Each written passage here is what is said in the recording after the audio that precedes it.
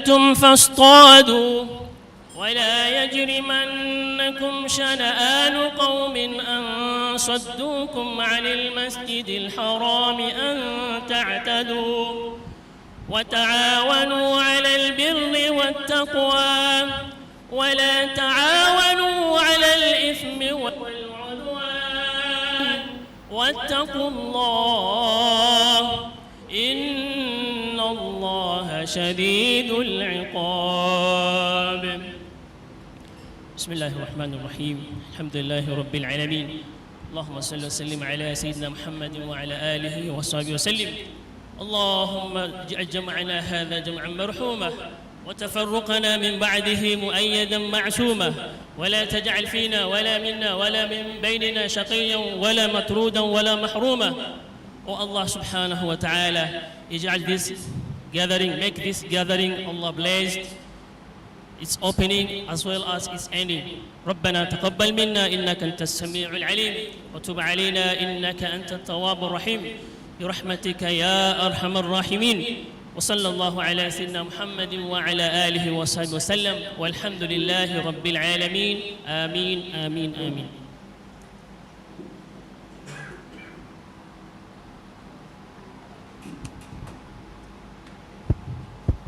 Check.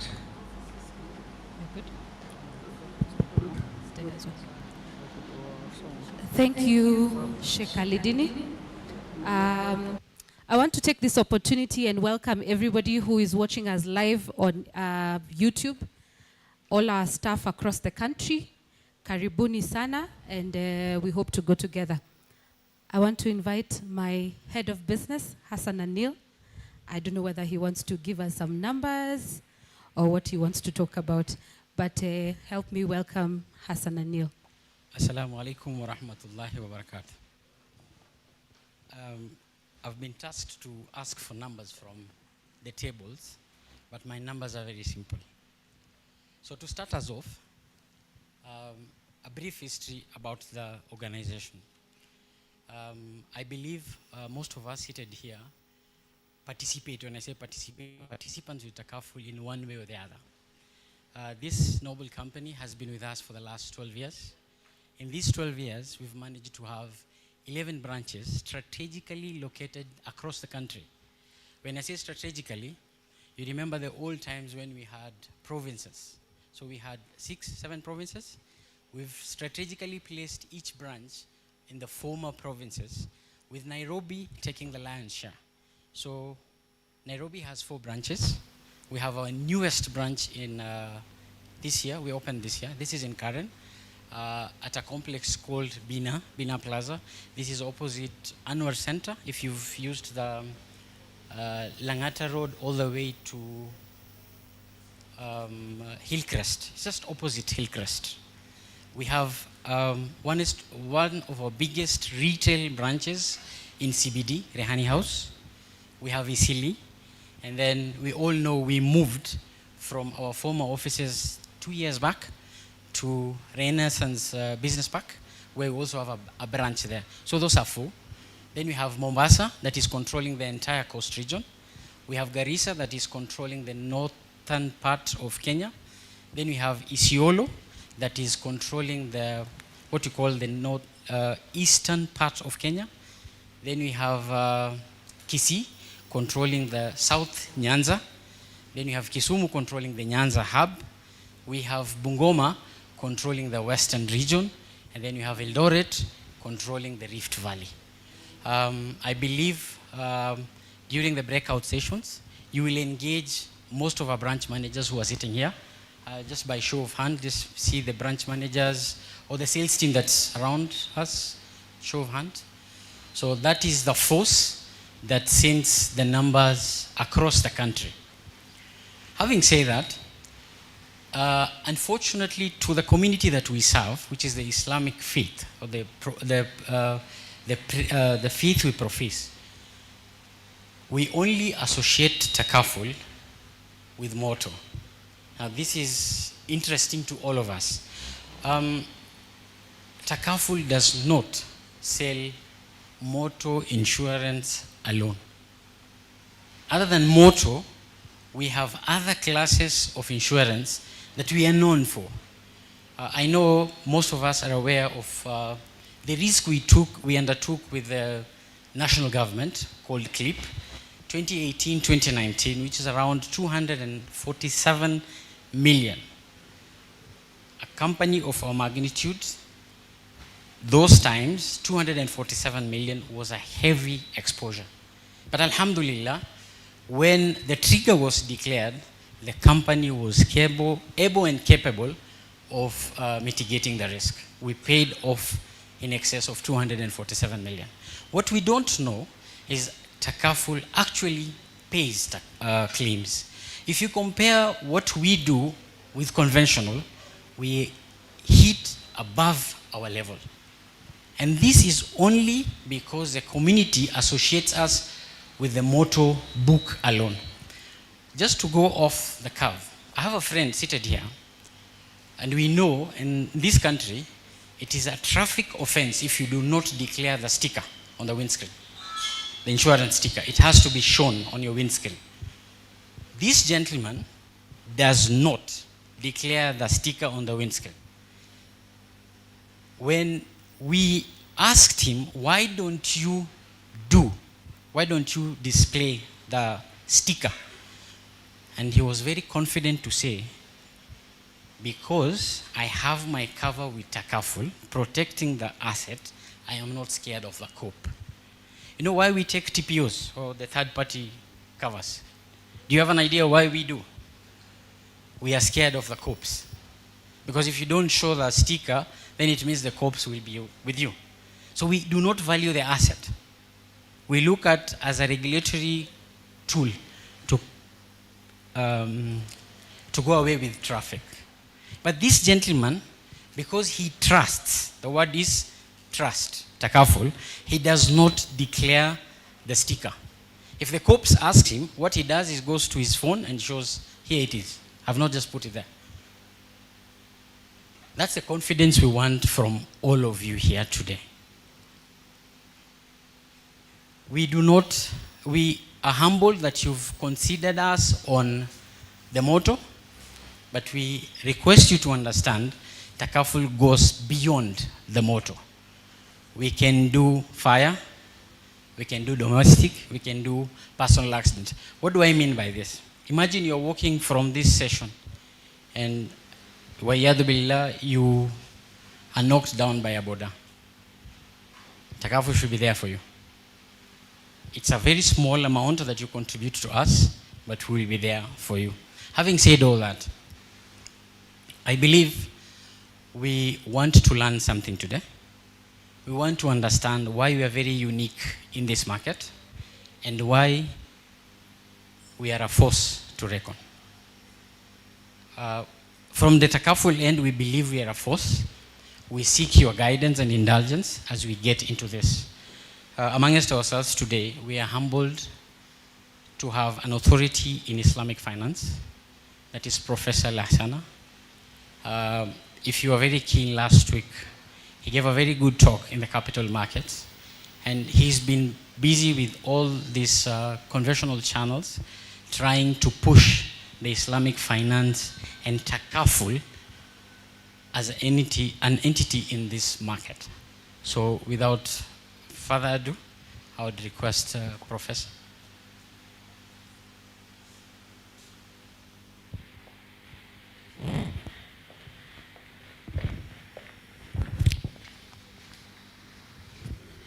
Okay, sorry for that.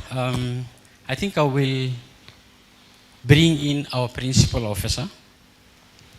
Our principal officer largely is in charge of the technical aspects of the company. When you say technical aspects, this is matters to do with underwriting, how we underwrite this business, and claims. Mr. Monique.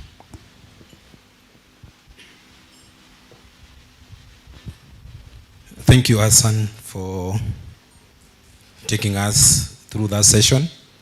Good morning. I'll be very brief because I know we are dragging back on time. When Hassan talks, he talks about the numbers, meaning he talks about the contributions.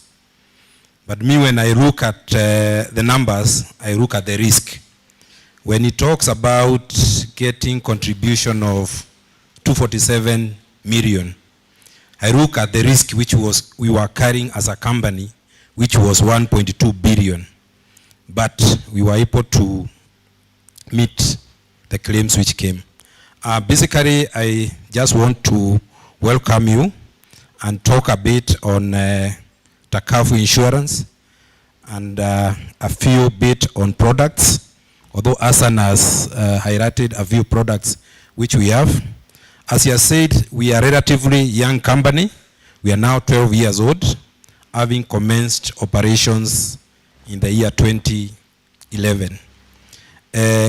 We are different from other conventional companies which have been in this market, some close to almost 100 years. But the unfortunate thing is, as a country, we still have less than 3% insurance penetration. When you look at the insurance covers which are taken within our company and the GDP. So we have a long way to go. We have a very big market which is untapped. And that's why when we came to this market, we didn't just come to give insurance products, but we came to give alternative, innovative insurance products. When we look at our values, our mission, when the company was formed, is to provide ethical products. And that's why we have a very strong regulation. In fact, double regulation, because we are not only regulated by the Insurance Regulatory Authority, but also the Sharia Board. So we look more of the products which we offer to our members. We call them members because they are part of us, they are participants. We talk about risk sharing. The others talk about risk transferring. So as participant, you have a responsibility to ensure that your contributions are managed in an effective manner. And that's why we say we also look at creating value to our members, moving our members from where they were when they joined us to even higher levels in terms of risk management and also prompt settlements of claims. So basically that is a mission of Takafu Insurance, and we look forward to be one of the first class providers of insurance, Takafu products as well as financial products. When we talk about Takafu Insurance, we look at the innovations which we are giving to our members, the innovation and value we are giving to our participants. And that's why even as we underwrite the products which we do, we look forward at doing more than what the traditional products do. To make sure that we increase our capacity and we are able to take up any risk which you may come up with, and that's why I said, when I look at it, I look at the sums insured, the value of the risk, whereas Hassan will look at the numbers in terms of the contributions paid. So we have put in force a very strong Ritakafu program. As direct insurers, we also reinsure the business which you give us. And our reinsurance, what we call Ritakafu program, is led by very strong Ritakafu companies. One, our lead Ritakafu company is Kenya Reinsurance Corporation. We have Africa Reinsurance Corporation. That is one of the high-rated Ritakafu companies in Africa and in the world. So we also have Zeburi, and also we have Continental. Hassan has talked briefly on the products. We are licensed to do most of the basic products. According to Insurance Regulatory Authority, they group the products to 8 products, and we are licensed to do most of the products. First, Hassan has talked about moto, takafu. We do moto takafu.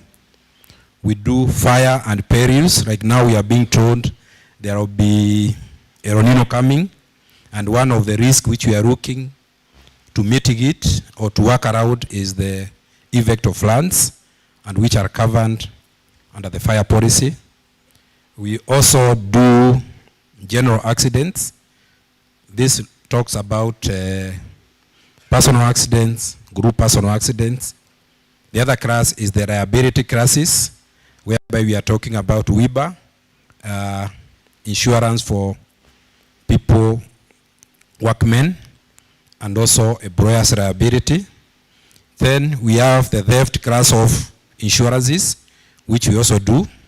We are talking about burglary, we are talking about all risk, we are talking about money and fidelity guarantee.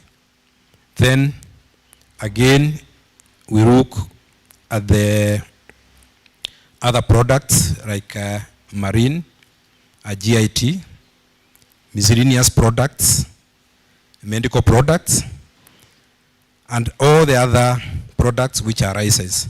So our teams which are on the ground will be free to take you through the various products and the various innovative products which we have put around the traditional products. For instance, in motor we have what we call Ndanda Takavu product. We have what we call the tier switch product.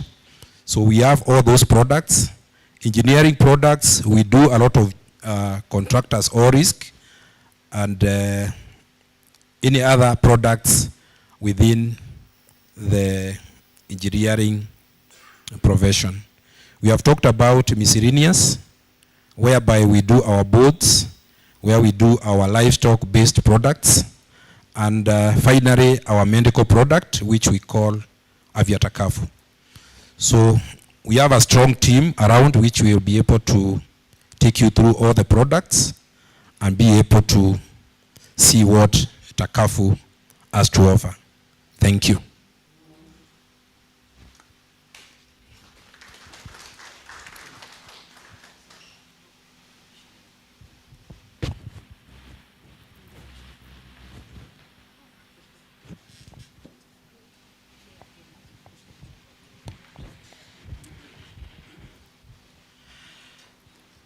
As we wait for our next speaker, we have a challenge and a gift hamper for the challenge. Based on what Mr. Moniki has said, anyone who has heard of the name of the product that we underwrote with the national government? And this is to the audience and not to the staff. Anyone who has an idea what the name of that product was and what it was all about? You have Google for reference. You want to go? Anyone? There is a gift hamper for you. I give you 2 minutes. Google as a reference.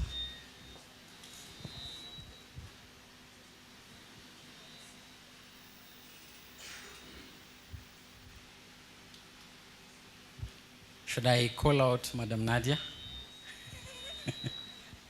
She was in the government, so she must have an idea.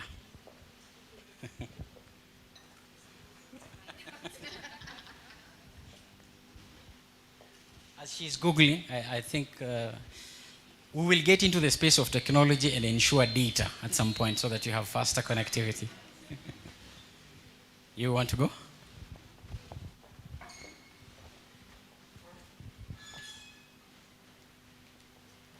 Bismillah. Assalamu alaikum. IBIT.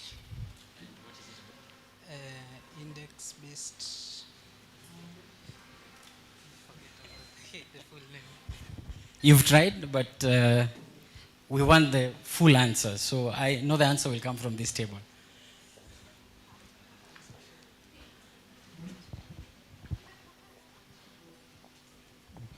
Is it Kenya Livestock Insurance Program?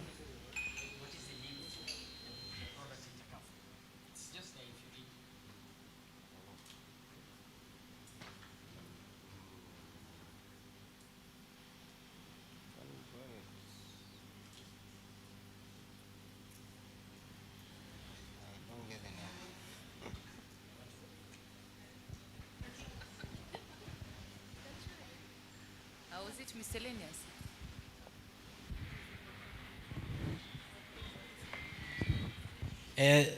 There is a new car. I think you've seen the banner there. That's the price. So we'll close it at that. The answer is very simple. Index-based livestock takaful. So what am I trying to say? Takaful is very innovative. Imagine a pastoralist understands insurance or takaful. A pastoralist understands takaful. What is this product about?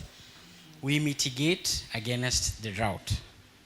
When there is severe drought in the Bundus, takaful is there for them, for the pastoralists, to mitigate when there is scarcity of forage. We've gone that far, or we are that innovative. And there are other products that we have. I would have thrown another challenge, but I think we'll park our car. That car that you saw there is fully insured by takaful. Unfortunately, we will park it at that.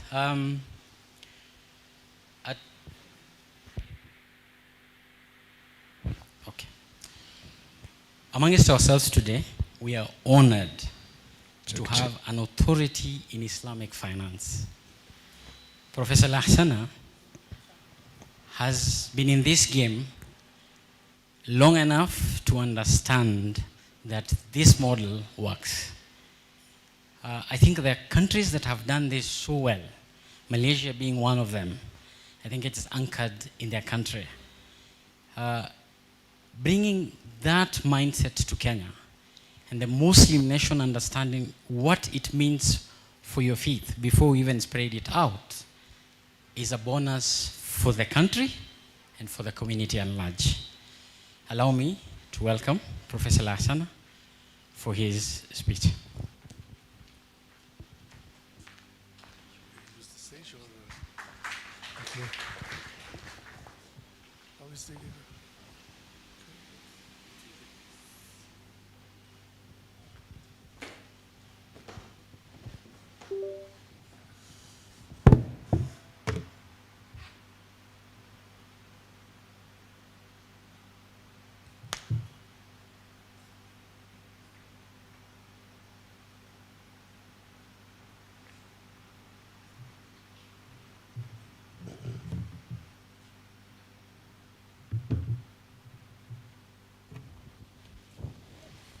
Okay, Bismillah ar-Rahman ar-Rahim, wassalatu wassalamu ala Rasulil Kareem.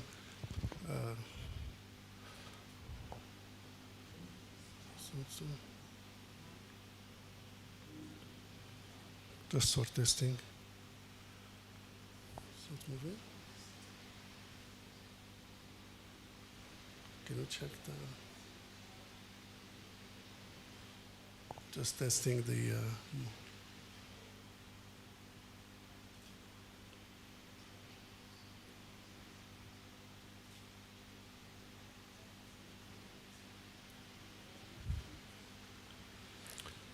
It seems that, oh, it's okay, it's moving, I guess. Oh. Okay, we use it manual. It's okay, we use it manual, thank you. Bismillah ar-Rahman ar-Rahim, salatu wassalamu ala Rasulil Kareem, assalamu alaikum. And good morning.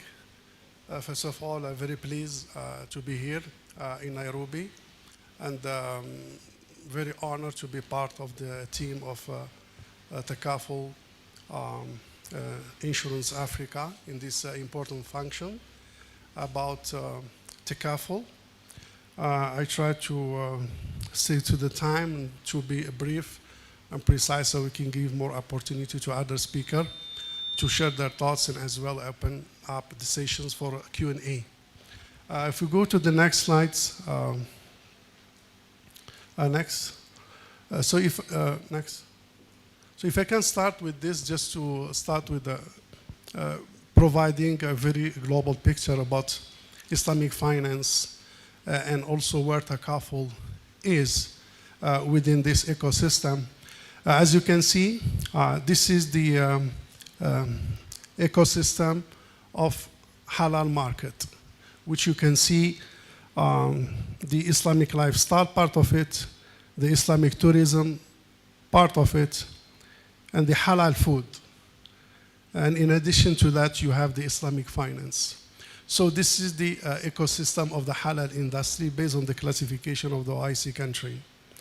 And Takaful basically in the box of Islamic finance. If we move to the next slide, we'll see that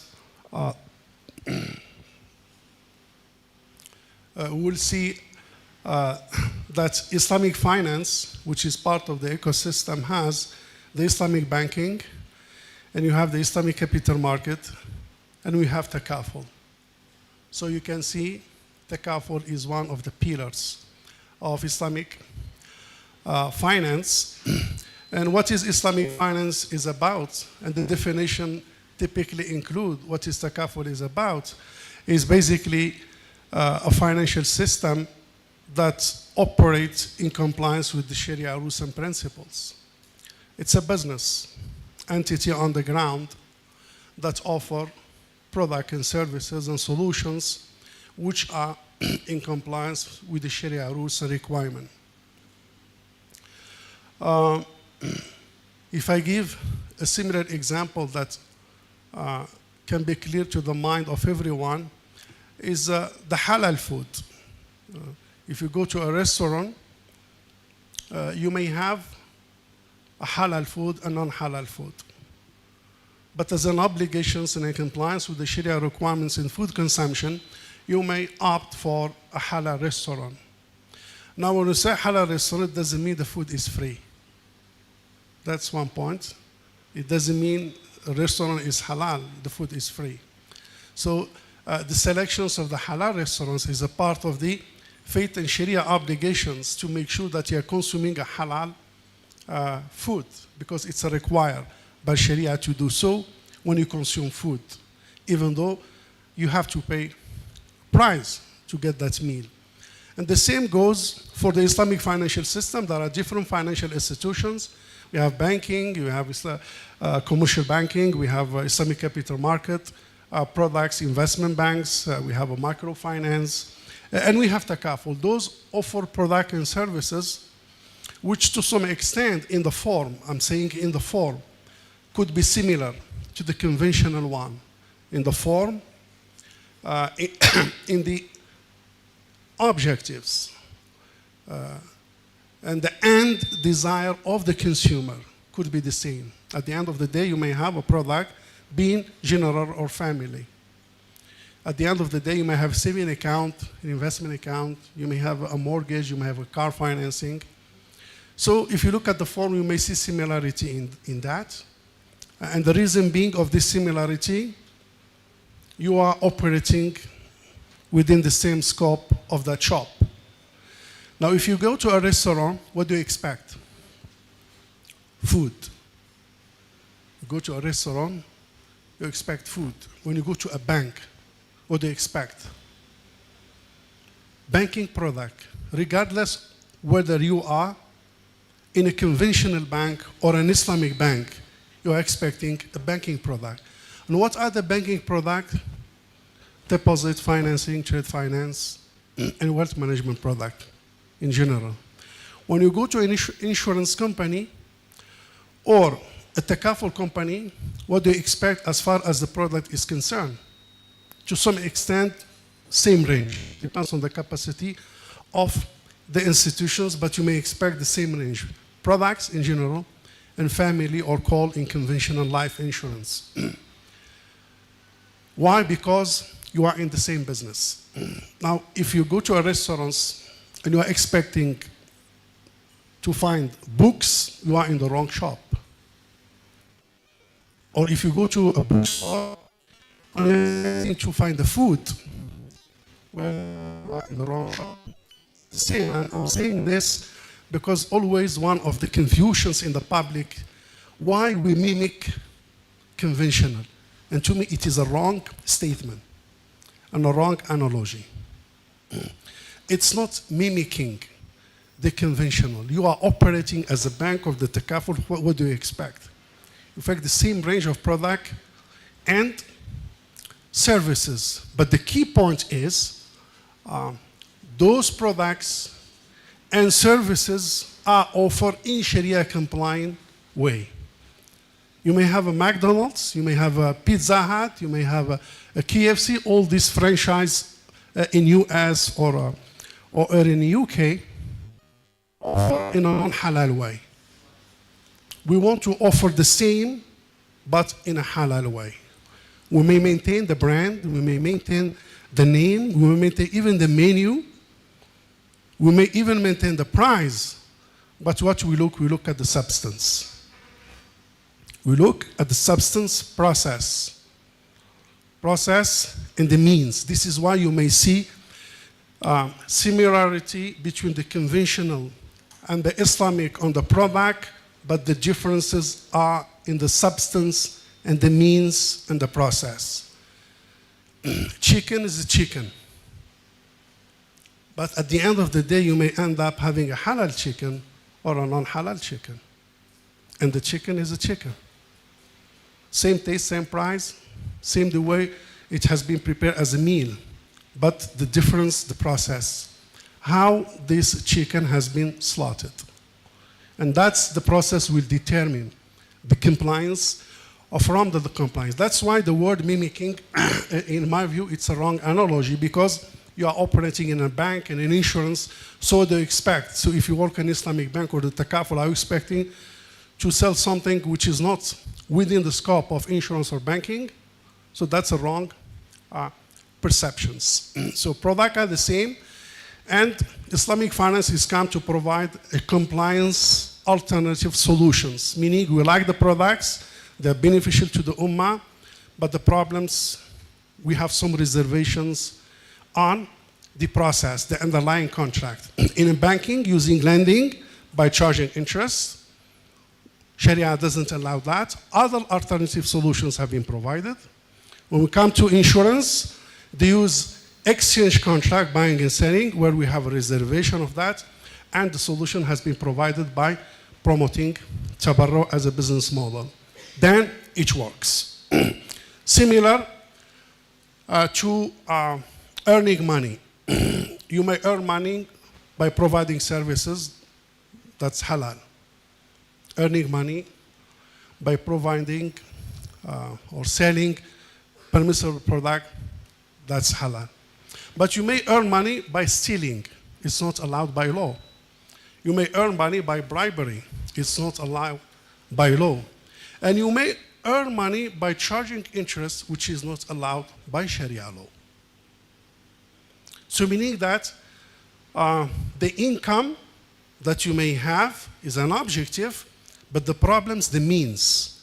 Always the Sharia compliance or Islamic banking is concerned about the means. So means to get the money, stealing, that means and source of income is not allowed. Cheating and manipulations and hoarding and doing monopoly is not a permissible means to make income. Same in Sharia, few elements have been added to the stealing and bribery and monopoly and high speculation and cheating and gambling. So few elements have been added, like gambling. You cannot generate income through gambling. You cannot generate income through interest and so on and so forth. So you have to keep in mind the process, the substance, the means is a key feature to distinguish between the product and services in conventional versus Islamic. Now moving forward, I think this is some of the statistics that for your reference, you may have the slides. I will just focus on the key points due to the time constraint. But this is some of the indication that shows the global figure and the prospect of the takaful industry, where by 2026 it may hit 49 billion US dollars. So it's a growing industry. Despite maybe in the context of Kenya, we have only one takaful operators versus 46 insurance company that compete in the same market, and that's why I think the market and the public and the consumer and the industry at large are basically required to support the takaful business to increase the penetrations. So let me go next. Maybe we'll go to the concept, of course. Takaful derived from the early collaborations and help and assistance that has been basically a practice between the Muhajirin and Al-Ansar in Medina during the Hijrah of the Prophet. The concept of aqila, which was in practice before even Islam among the Arabs, and from that one, basically, principle of mutual cooperations has been established, and the word of brotherhood and the ukhuwa in Islam is well established in the community. As definition, this is the definition of IFA. I'll just pick up some points so we can deliberate further. So as you can, Islamic insurance is a process of an agreement. As you can see, the focus on the underlying contract and the agreements, because at the end of the day, product and services could be innovated and evolve based on the market needs, but what is important is the means are right.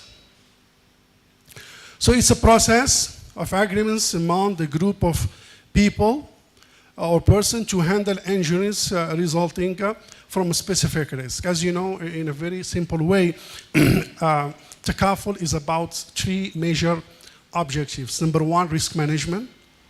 Number two, saving. And number three, investments. That's the key core business scope of takaful. Of course, the risk management is the priority, is number one, because it's managed the risk. Like, for example, we put here some risk injuries that could be happen. But it has the elements, some products have the element of saving, and some products have the elements of investment, especially on the family product. And I guess the process involves the payments. We call it contributions. Conventional is a premium, and conventional is a price. Because while the contract is an exchange contract, so we call it price. You are buying a policy. So that's a price. In Islamic insurance, basically, we call it a contribution, and this contribution is a form of donation. And we'll see why the business model has a choose donation. It is donation where it will be established the insurance entity as an independent fiduciary liability, which is basically the company itself to operate and manage this business.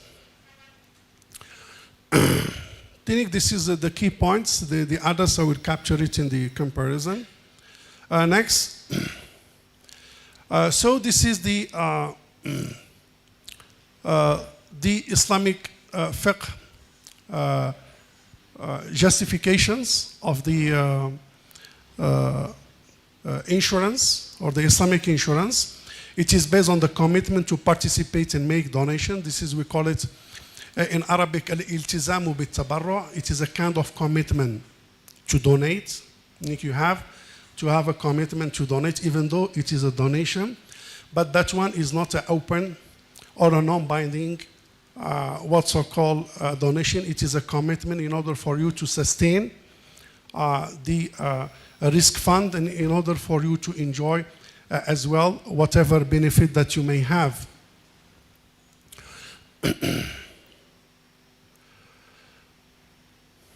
The company basically will have remunerations, which is based on the agency, in return of managing the fund. If I may just put the takaful away from this technical definition to simplify the concept, let's start with this group in this hall. If, let's say, all of us here belongs to one tribe, or belongs to maybe one family, or belongs to one neighborhood. So what we will do, let's agree every month, every one of us will contribute 100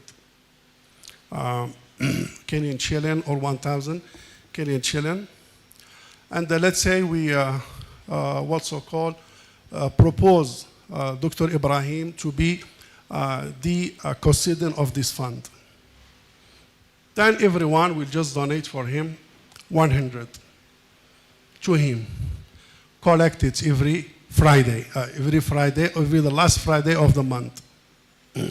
And we agree, if anyone has a problem, someone has an accident, someone needs some help, someone is out of short of food, the other one is traveling, the other one has an accident, the other one passed away, the other one is planning a wedding. So all these functions and events that could be related to some kind of injuries and risk and positive impact will come to Dr. Ibrahim. This is the problem what I face, and this is the assistant I want.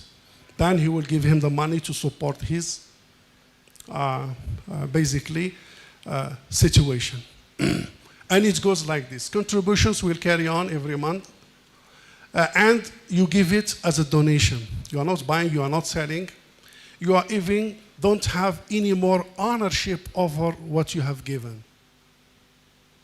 This is why it has a standalone and independent entity, similar to the waqf. If you are familiar with the waqf or the endowment, when you give the money, it will be out of your ownership, and it will be the ownership of God, and it doesn't belong to anyone. So you cannot have recourse, legally speaking, on what you have donated. But what you will do, will appoint Dr. Ibrahim to be the wakil, represent.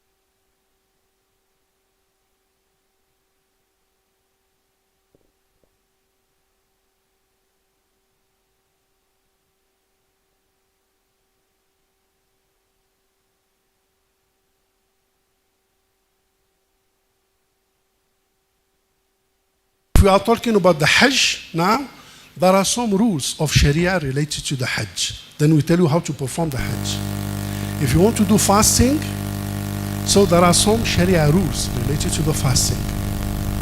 If you want to perform prayers, there are some Sharia rules required to perform prayers.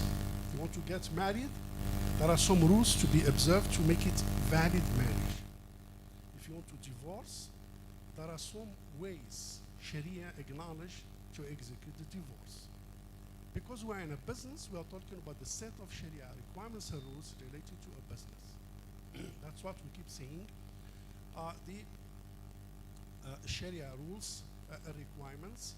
Now this is one of the key points, which is number one, basically. This is the reason number one for insurance, which is the insurance is based on exchange contract, which is a buying and selling. And buying and selling, when we assess the model of buying sales, we find the problems. And here, the message will be given, we are not against the entity itself, or we are not against the product or the service. This is a very important point. We're against the way that it has been offered. You need the means to go back to the means and the process, and so on and so forth. This is why conventional bank like Barclays, Citibank, Standard Chartered, HSBC, just name it. All these banks, conventionally speaking, especially as a Muslim, we don't do business with them if we have options, of course. The same AIA, NGE, ING, all these are global, Prudential, all these are global insurance business. All these, they have Islamic subsidiaries. Citibank, Standard Chartered, Barclays, Citibank, HSBC, all they have Islamic banks. And we do business with them. So we don't have problem with the brand, we don't have problem with the entity, we don't have problem even with the non-Muslim shareholders.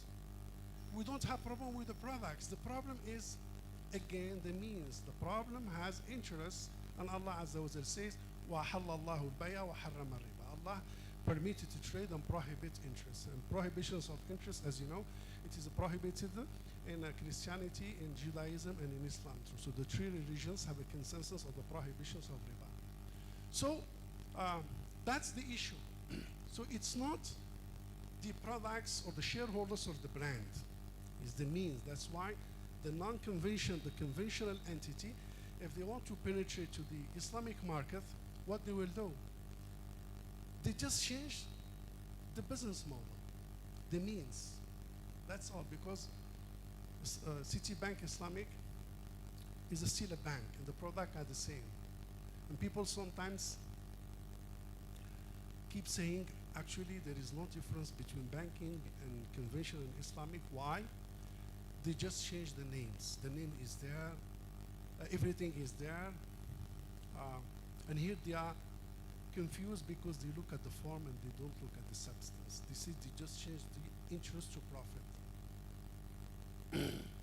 But they don't see how is the process is done, whether it is true interest or true profit.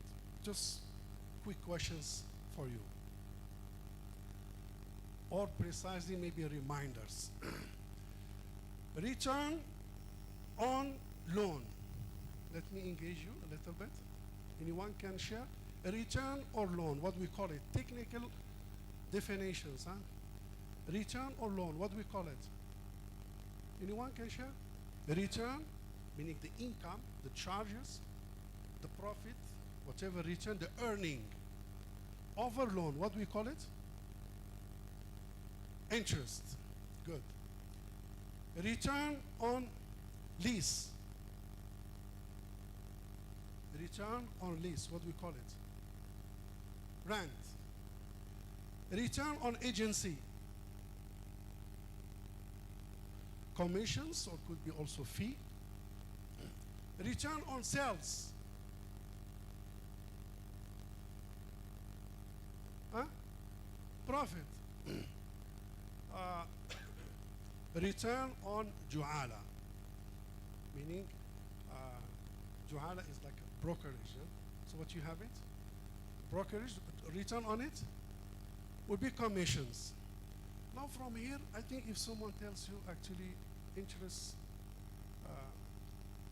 because Islamic banking, I use trade-based instruments and lease-based instruments and fee-based instruments, meaning they generate profit and rental and commissions and fee and so on and so forth. That's the terminology. But they don't use loan, and as a result of that, they don't generate interest. For someone to tell him interest is a profit, they show the name, you are not fair to him. You are saying that there is no difference between trade and loan. You are saying no difference between trade, that you make profit, and loan. Another questions, if you go to the market, we are in the mall now. We're in the mall.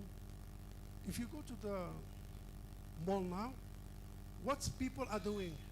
Because one of the questions also sometimes comes to the mind of people, if the Islamic banks or the Islamic financial institutions, including basically the CAFO, are not doing interest. They are not charging interest. How do they make money? Well, the answer is here. In the mall, when you go down, what you will see? Or one questions. Anyone then providing loans? Down here, anyone providing loans? I don't think so. Anyone? Unless there is a bank. Assuming no banks here, I don't know what's even in the mall, but what I have in the mall, people are what the one doing mainly, what they're doing, the bulk of it. Forget about the exceptions. Most of people in the mall, what they are doing? Huh? Buying and selling. They are selling, right? If you want to buy something, you go to the mall and buy, right? Questions. Are they giving you products or giving you loan? They're giving you products. Are they making money, earning? Yes. Is that interest? Are what they are making interest or profit? Profit. So why you are saying the banking, Islamic banking is doing interest in this case? Yes. They are providing trade. They are buying and selling, and someone is leasing, and someone is helping, taking staff based on ujra, fee. So all here, bulk of it, no one is doing money lending in the shop. Everyone is doing business and earning money, and alhamdulillah, he's well off and very rich and making money. So the puzzle comes to Islamic bank, how they can make money. They are doing trade. They buy a house and sell to you. They buy car and sell to you. They buy asset and lease out to you. They do financial lease. They partner with you, do business. They invest, they make money, share the profit. They do some brokerage, they earn fee. They provide services. So don't summarize to the interest. Interest is one portion of it related to the loan. Not everyone is doing loan. The bulk of the market is doing trade and making money and earning. And the bank is parking away interest, which is the loan, and giving product and services in a form of financing driven by set of contract, mainly trade-based, partnership-based, fee-based, rental-based, partnership-based, and so on and so forth. So on the contrary, they don't have one source, they have many sources to make income. So it is not changing the interest and making it as a profit, changing the entire means. This is why in the bank, you will never get a loan, cash. You get a deal. You want to buy a house, we'll handle it for you. Bank will buy and sell to you, and that's the profit. You need a house, okay, still we can buy it and give it on operating lease. We are the owner. Or a financing lease. A lease is allowed in Sharia. So, going back here, The problem with the insurance is buying and selling. Now, very a tricky part also. Sometimes you have to be very focused when it comes to Islamic finance, especially if you are shifting between banking and takaful. Now, we have a problem in banking, so we remove interest and we put few other options, among them exchange contract, buying and selling. Good. Now we went to insurance. They put buying and selling. We have a problem with that. You cannot park buying and selling in the insurance. It doesn't work and operate. Why? Because go back to the Sharia requirements in buying and selling, a few requirements. The key one is the gharar, the one that we mentioned it in the prohibitions, gharar, which means uncertainty. And if you have uncertainty in a sales, contract will be invalid. You will be invalid. So what we have to do, as a result of that, the business model of buying and selling or exchange contract in takaful cannot operate. So we have to change it. Similar to the interest in banking, we change it. And how we change it, we use the tabarra. Tabarra is basically donation. I just give you the example. At least if I spend more time with this, the others I understood, but at least this is the key, because this is one of the key number one issue in insurance. Just give you an example. I want to sell you my mobile and tell you, well, do you agree to buy the mobile? Yes, agree. How much? 500 US dollar. Is this valid sales or not? Contracting party are there, you and me. Offer acceptance are there, I offer, you accept. Price and goods, price I determine, which is 500s. Mobile, this is the mobile. I just mentioned my mobile. Is this valid sales or not? Yes? Valid? Think about it carefully. Only one problem here in one pillars. Price has been determined, but what's the specifications of the mobile? What's the brand? Computer, what kind of computer? HP, Dell, or Samsung? And if it is, let's say we agree on Dell. What's the processor looks like? What's the memory? What's the size? What's the weightage? What is specifications? If you don't disclose the specification, you have a problem. That's the gharar, that's the uncertainty, that's the lack of information. Then you cannot make decision, because if I give it to you, you tell me, oh, I thought like this, like that. I thought like this, like that. Then it should lead to what? Dispute. Why? Because no sufficient disclosure. This is selling. Now, same example.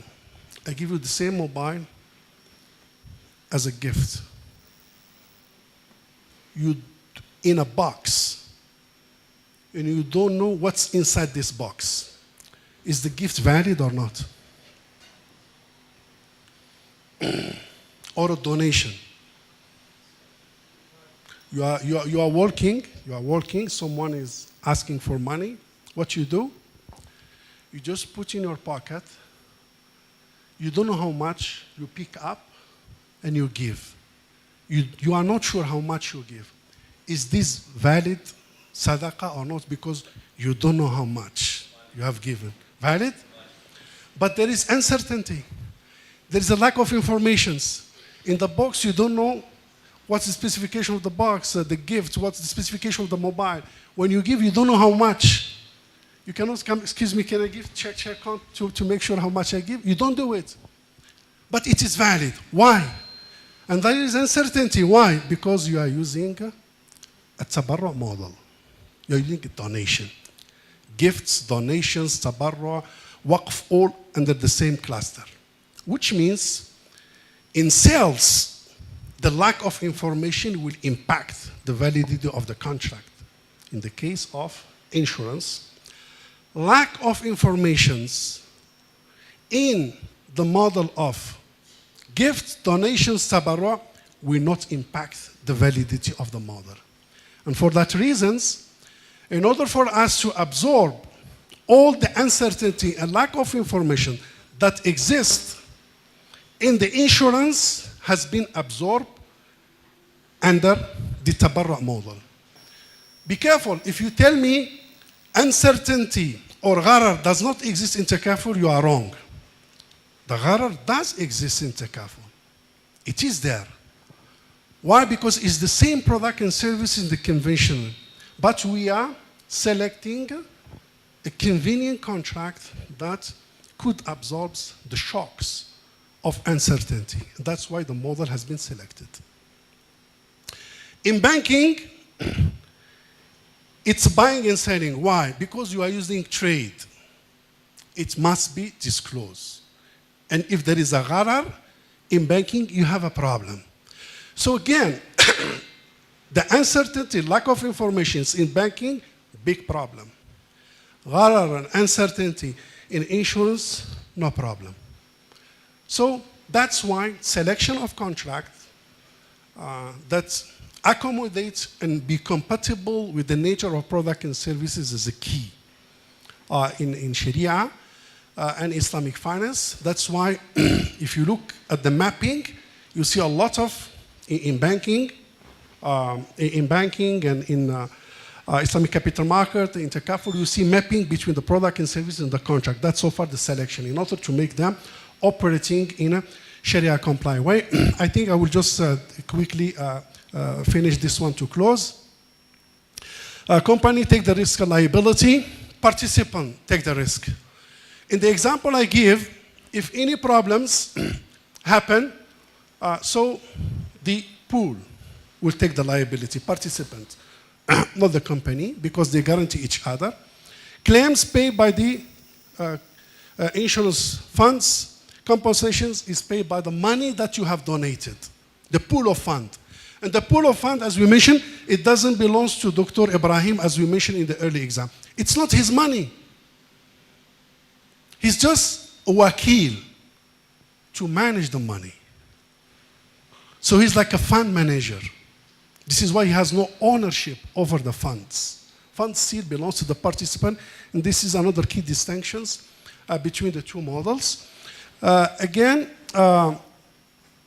the asset invested in non-Sharia compliance, it could be invested in Sharia compliance, but it's not a mandate. Whereas in takaful, it is a mandate to invest in Sharia compliance manner. Of course, this is an example in Malaysia. It is governed by the Act of FCE 2013, and it is regulated by the IFSA 2013, meaning two different acts.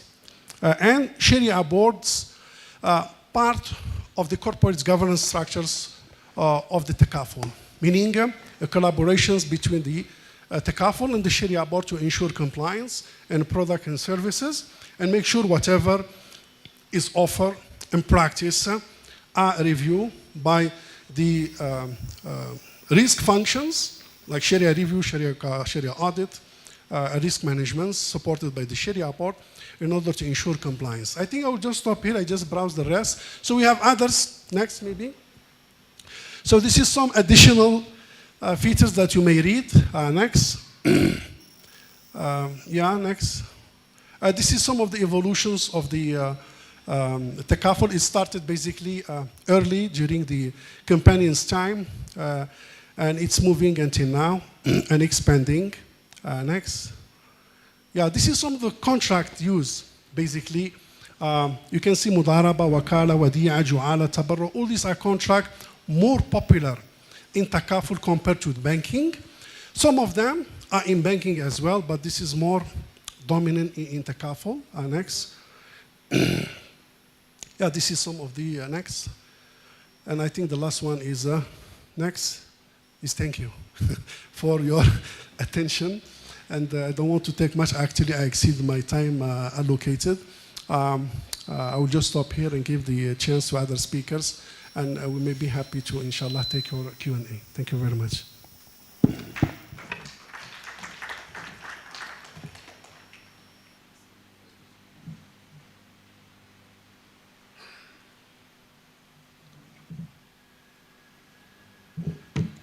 I think I have...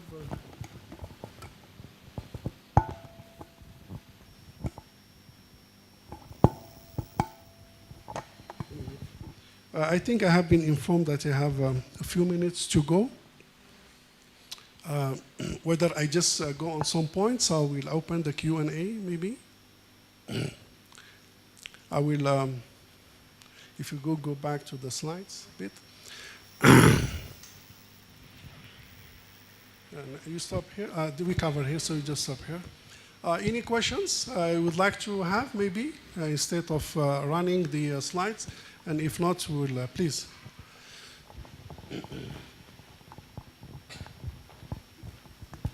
Thank you so much, Professor, for the wonderful presentation. My name is Dr. Sheikh Hassan Kenyomari, a lecturer at the University of Nairobi, where I teach Islamic studies, but also I teach Islamic banking and Islamic insurance in 2 institutions, Kenya Institute of Foreign Languages and Professional Studies, and also International Jamia of Languages and Professional Studies. I wish I knew about what this conference is all about. I could have requested to bring along our students who are learning Islamic banking and insurance. But unfortunately, I got the information on Monday evening, and that's why I'm here today. Thank you so much. I have 3 key questions.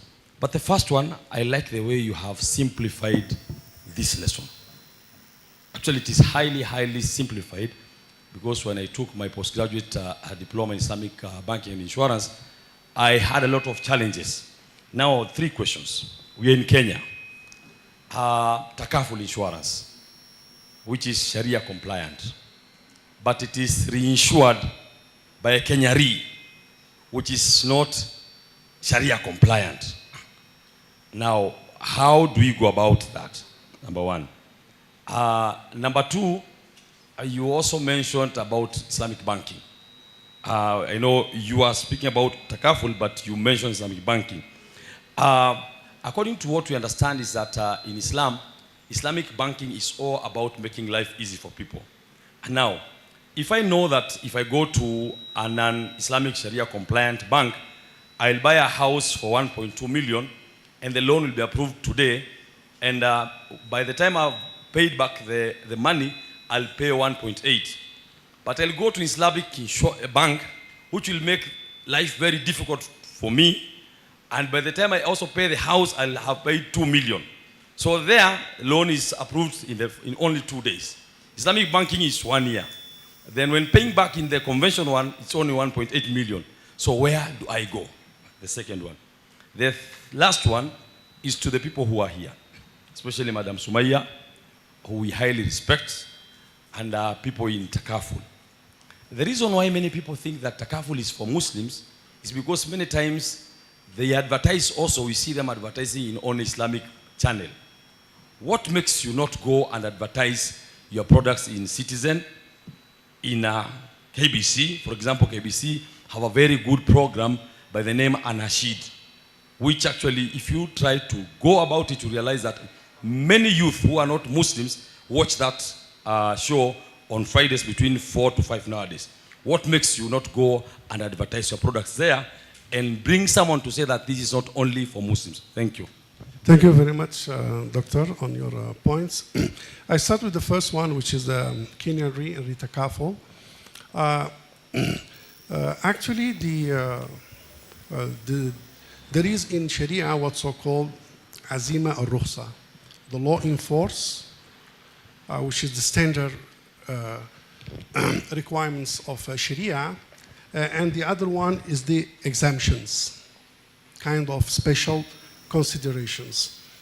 Someone who is healthy, he has to do fasting.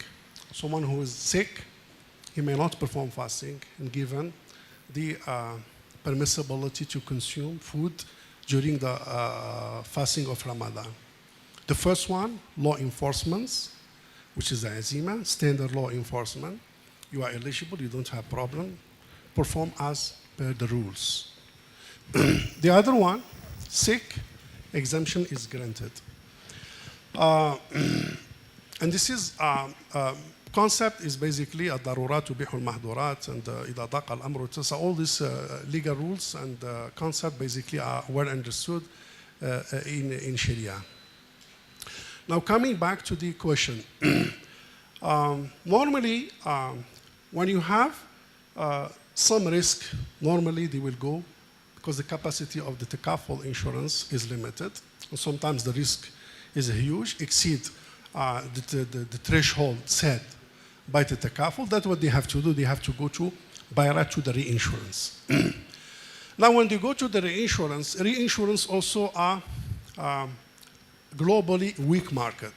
Takaful, in overall, takaful is less compared to the banking, and retakaful is much lesser, meaning the challenge of finding a retakaful that basically underwrite that risk, it depends on your luck, whether you will get it available in your market or not, and if it is available in your market, whether they will be able to undertake that risk or not. So based on that, this is a very global phenomenon, which is allowed by the International Fiqh Academy, allowed by IOFI, but the takaful operations, takaful operators, may look for a conventional retakaful or conventional reinsurance in case the retakaful either not available or they don't undertake that risk.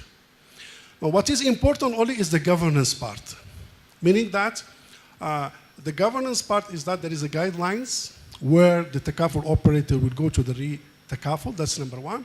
And number two, the approval of the Sharia board. If there is a guidelines operation-wise, they will check the market, they will communicate, you cannot have, you fulfill the SOP by governance, and it is approved by the Sharia board, you have no problem. And this is needed for the takaful to sustain. Otherwise, takaful may not be able to sustain. Similar to the investment of some banks. Some of the banks may invest in some of the T-bills of the governments or some sovereign bonds of the governments. Or sometimes they may invest in non-Sharia compliance asset because under the need. But what is important? Observing the governance process and the approval by the Sharia board. And this is normally parked under the Haja. And it's practiced even in Malaysia, where the market is more mature in a way, and many takaful operator, retakaful operator are in the market, and yet, because of the size of the bank, they will go to the retakaful. Now, the other issue is retakaful sometimes may not be able to undertake the risk, even though it is retakaful with a larger capacity, then they will retro to the conventional. And sometimes either to the parent one, if it is a group that has a retro, otherwise they may go to internationals like UK and US. This is being capacity of Islamic finance or takaful business is limited. So based on the haja, based on the darura, so you may end up as the Quran say, إِلَّا غَيْرَ بَاغٍ وَلَا عَادٍ. As long you don't have the intention to violate the Sharia rules and you are under the obligations and the pressure to sustain and to survive, and the process of the governance has been observed, there is no issue on that, and it is a practice globally. The second point, which is related to the that one is more related maybe to the consumer services, the efficiency of the banks. Conventional banks over 400 years, we are just 40 plus. Islamic finance is less than 5% globally. We are still nowhere in the map, even though it's growing and expanding. I think experience and efficiency, this one should be improved.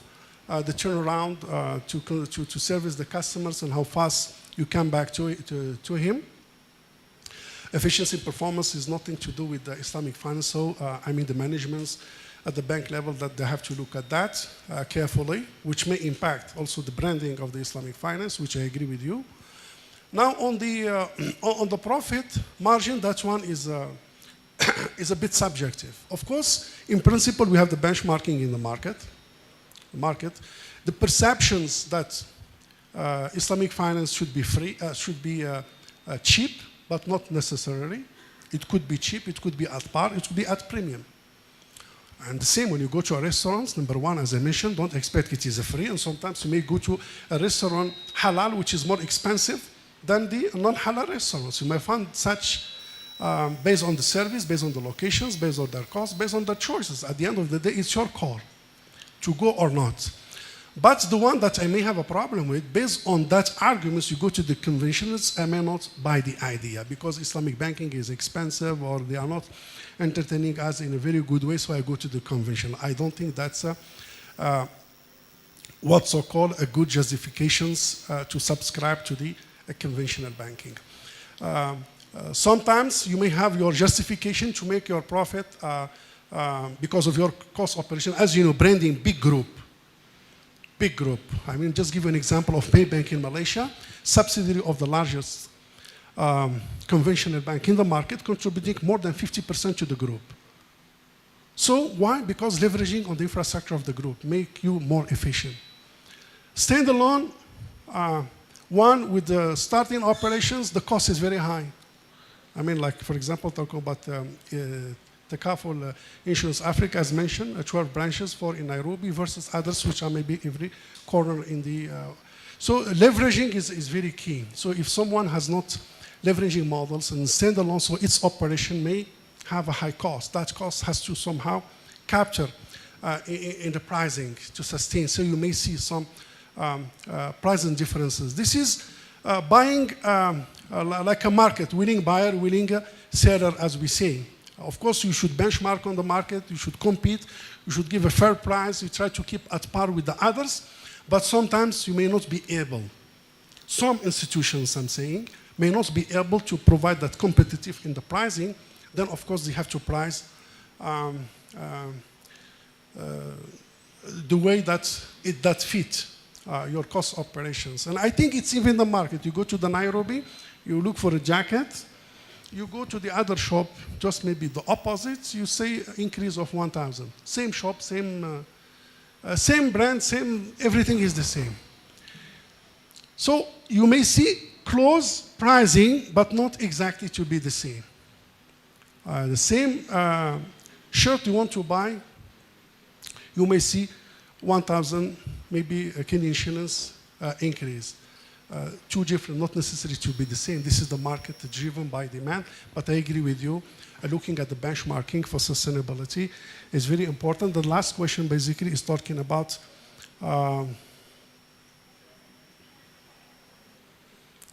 for Muslims. Yeah, I agree.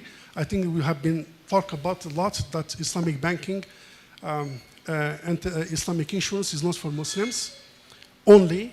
Of course, the business model has been proposed by the Muslims to comply with the Sharia rules and requirements, but the product is for everyone.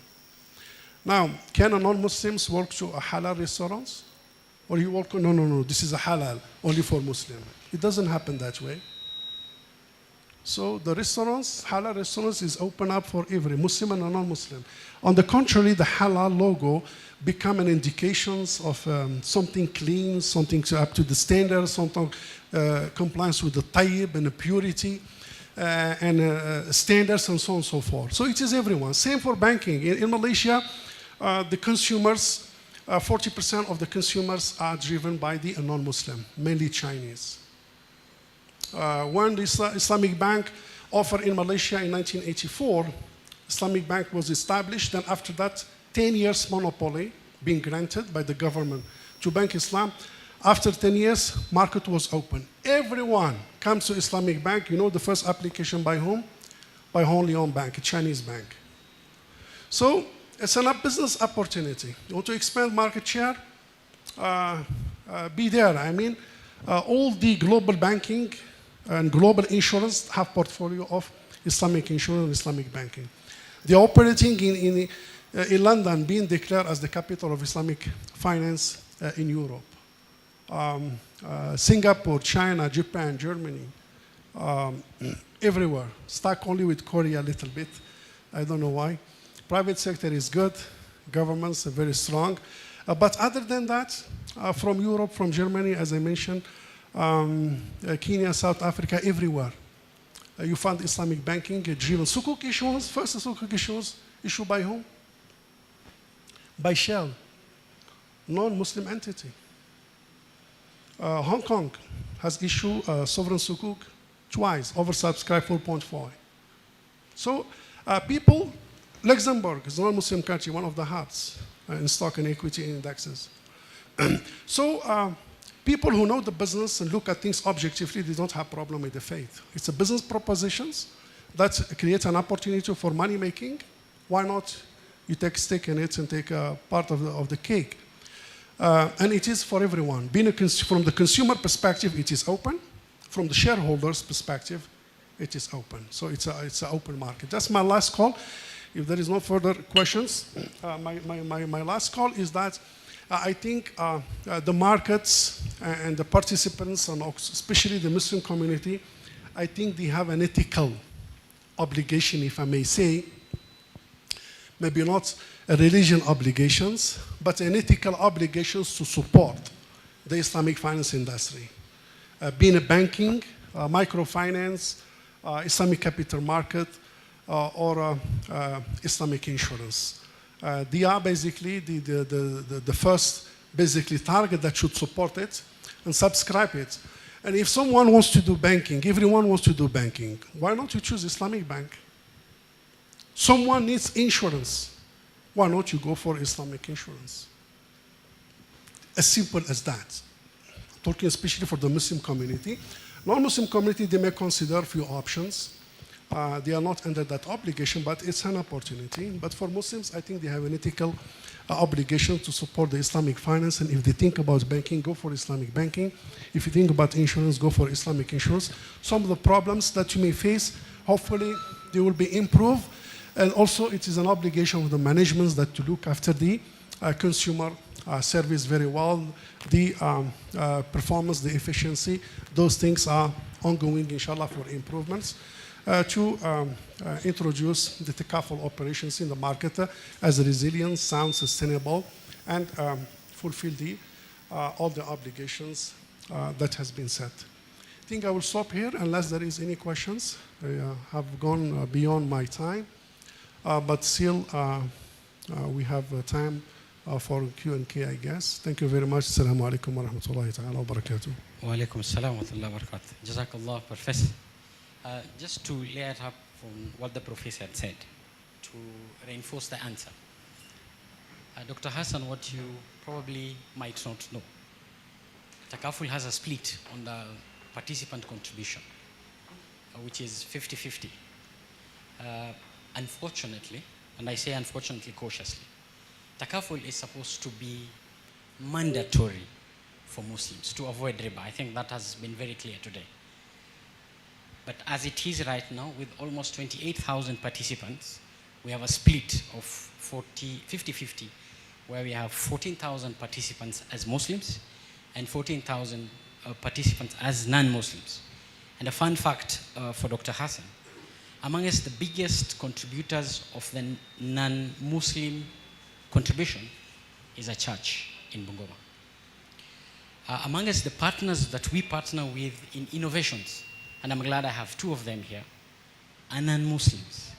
We have a product that we are running in the market. One is a personal accident cover that is layered on traveling. When you move from point A to B, you pay a small fee, around 50 shillings per trip. And the partnership is with a non-Muslim.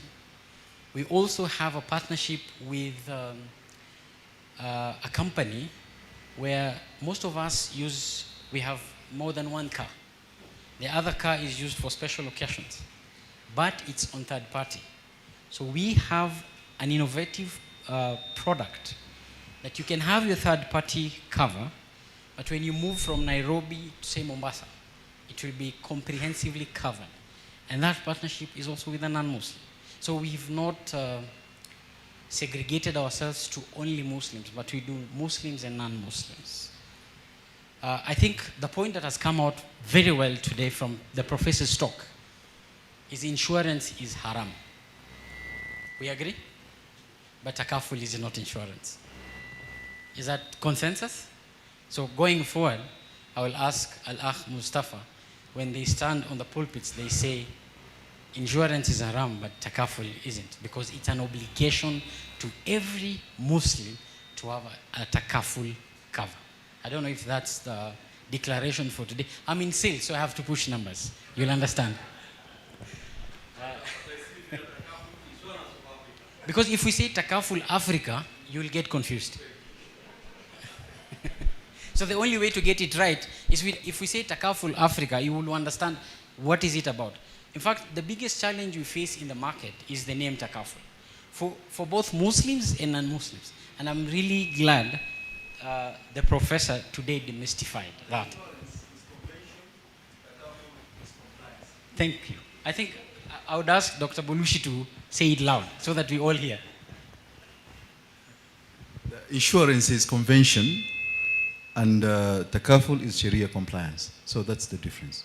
At least for anyone who mixed with the convention and Islamic, so for the takaful is compliance. So at least it'll be clear for those who doesn't understand what is takaful. Thanks. I think the pitch is that if you have any other cover other than takaful and you're a Muslim, jiangalia. Having said that, in this country we have almost 40 plus insurance companies and only one takaful.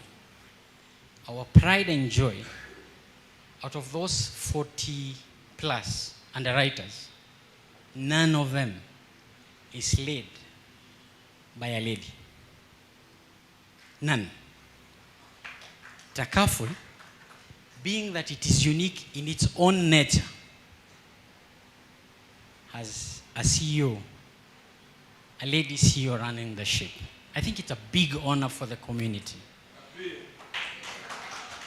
Unfortunately, the community does not support, and that is our pain. So we want, going forward from today, we're not saying that just because she's a lady support us. No, we are unique in so many factors. The fact that we have a lady CEO and we are unique in our name. So with that, I'm humbled to introduce our CEO, Madam Sumaya Hassan.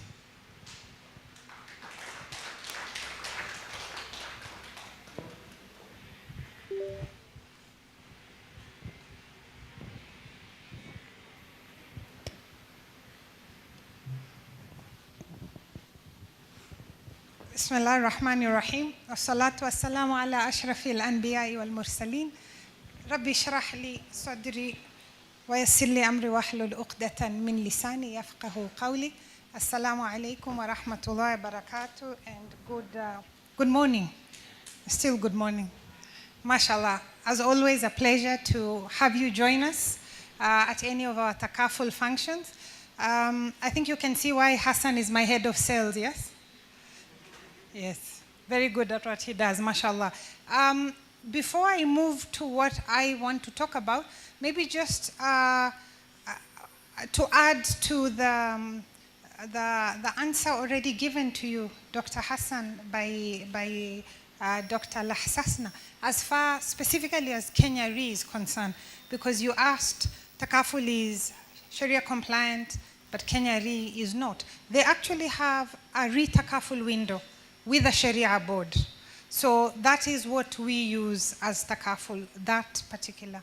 Yes, and we do seek to be as compliant as we can even in our takaful arrangements, except as Prof has said, where we may need to get any specific exemptions. But Kenya Re actually has a Sharia compliant window with a board and internal Sharia officers.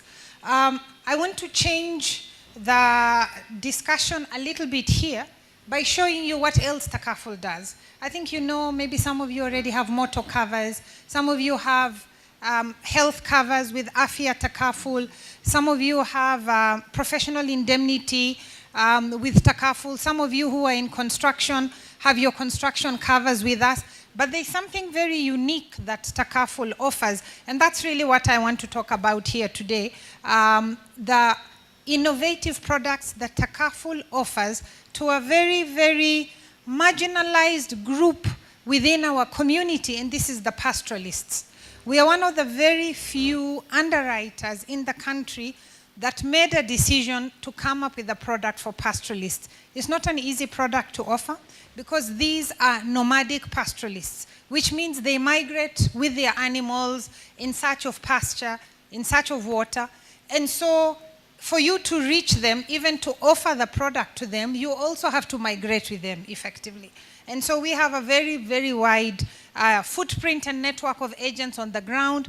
We are at market day. When they are at market day, we wait for them to sell their goat or sheep so that they can have the money to donate to the product, because this is a micro product. It costs less than 3,000 shillings. But sometimes they don't have it because their wealth is in animals. It's not in liquid cash. And so you have to wait for somebody to sell in order to give you. But we are there offering that service. And I want to talk a little bit about that.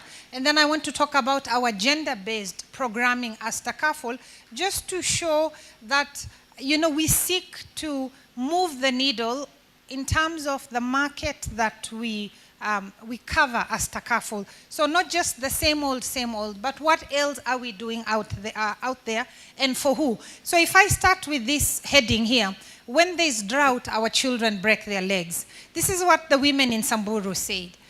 When there's drought, the children break their legs. And why is that? It is because the situation gets so dire for them that the children climb the trees to look for whatever little fruit may still be up on those trees. And many times they fall and they break their legs. So for the women in some of these areas, they associate drought with broken legs of the children. To add to the challenges of drought, you know, it's a statement that really, it highlights how challenging an environment really they live in. Who's moving the slides? Yeah, okay. So we've talked about all this. Prof has gone into a lot of detail. All I want to highlight to you is that we like to use icons to explain what Takaful is, to just make it easier. Prof has talked about mutuality in terms of mutual protection. You see our little icon there on the left. He's talked about avoiding of excessive gharar and gambling. You see our icon. He's talked about us being halal and Sharia compliant. You see that. He's talked about us giving back the surplus. We have an icon for that. He has talked about avoiding riba and interest, and we have that. And he has also talked about the importance of transparency and avoiding uncertainty or maysir. So we love to use icons in the spirit of transparency in our communication to make it much easier to understand what it is that we do as Takaful. So among the challenges, and I will not go into all of this, I know some of you here spend a lot of time in this space of climate and climate resilience, and so you know the challenges faced by the drought, especially the successive seasons of rain failure that we have experienced in the country up until the rains came early this year. In some of those areas, there had been at least 4 failed rainy seasons. And these are the images we see on the ground when we go. The picture on the bottom left, where you see some people in blue, those are actually Takaful team members out in the field trying to engage with the community. And this is essentially what we are trying to mitigate against. We don't want you to wait if you are a pastoralist, or if you're in areas where the primary livelihood is pastoralism, don't wait until the animals have died, so that you come out with a bowl and, you know, can we seek to address? And actually this has been part of our challenge to government, a county government, national government. If you wait until the drought has hit to now start fundraising to help the people, then this is what you're dealing with on the ground. It is an entire area, an entire region that you now have to help. Instead of which, if you came to Takaful and got the cover in advance, then you have got some level of support towards this problem by sharing it out before it happens, rather than waiting until the animals have died to come in. And so what we do with IBLT, this is a parametric Takaful product, index-based livestock Takaful. We offer you a cover that essentially is to give you assistance in the event that the drought is so severe that it affects the forage and the pasture for the animals. And when that happens, we give you money. We do direct and last mile engagement. We give the money directly to the pastoralists so that they can buy alternative feed for the animals. That's how it works. So the question may come, how do you determine when the forage has been severely affected. We don't do that ourselves. To ensure that the process is objective, currently we work with ILRI, International Livestock Research Institute. They do the satellite data analysis. They determine that the level of the drought is that severe, the forage has been affected, and then they do what they call a trigger. And calling a trigger means they send a notice to us and they tell us this region has been affected, please pay. And we do. And just like we do first mile engagement when we are down there dealing with the pastoralists, when we are offering the cover, we do last mile engagement when we are offering the payment to the pastoralists. We pay by M-Pesa, we do checks for those who prefer checks, we do a variety of different options, and we try to be flexible, understanding that the dynamics on the ground in some of these communities could be different.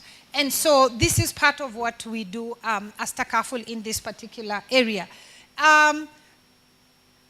If you look at the average cause of livestock losses in Kenya, this is just some data for those of you who like to deal with the data. The bottom left box tells you drought leads to 80% of the losses is because of drought. Disease contributes to 15% of the losses. Then we have others that are 5%. But drought is the disproportionate cause of livestock loss in a lot of these areas. And again, when you look at the numbers, if we are talking about total livestock value in Kenya being estimated at $1.3 billion, that's a huge amount as far as value is concerned. And approximately 75% of all livestock are kept in pastoralist regions. A lot of us may not know that the meat you're actually eating in your house in Nairobi is probably from a pastoralist up somewhere in an ASAL county. This contributes to 12% of the GDP and contributes to the livelihoods for about 44 million people. So the sector as a sector is really huge. And yet, because the regions are remote, because the situation on the ground is as it is, you find that the people in this area for whom livestock is their principal asset and livelihood are not only disproportionately affected by drought, but they are more likely to engage in negative coping mechanisms. They probably will overgraze depleted pasture. They will have distressed sales. Recently, we were being told about cows being sold for 500 shillings. That's a distressed sale. There is no cow that is worth 500 shillings. But rather than having your animal die, sometimes people choose to do that. Sometimes it leads to insecurity because people they will go into grazing lands, they will go into farmlands, they will go into national parks because they can see their animals are about to die. It leads to reduced food intake and malnutrition as well. And it sometimes leads to other challenges for the women as well, as we will come to see, including insecurity for the women and such other challenges. So we offer IBLT in the 9 ASAL counties: Wajir, Garissa, Isiolo, Marsabit, Moyale, Mandera, Tana River, Samburu, and Turkana. We have offered these as our own product as Takaful for a while.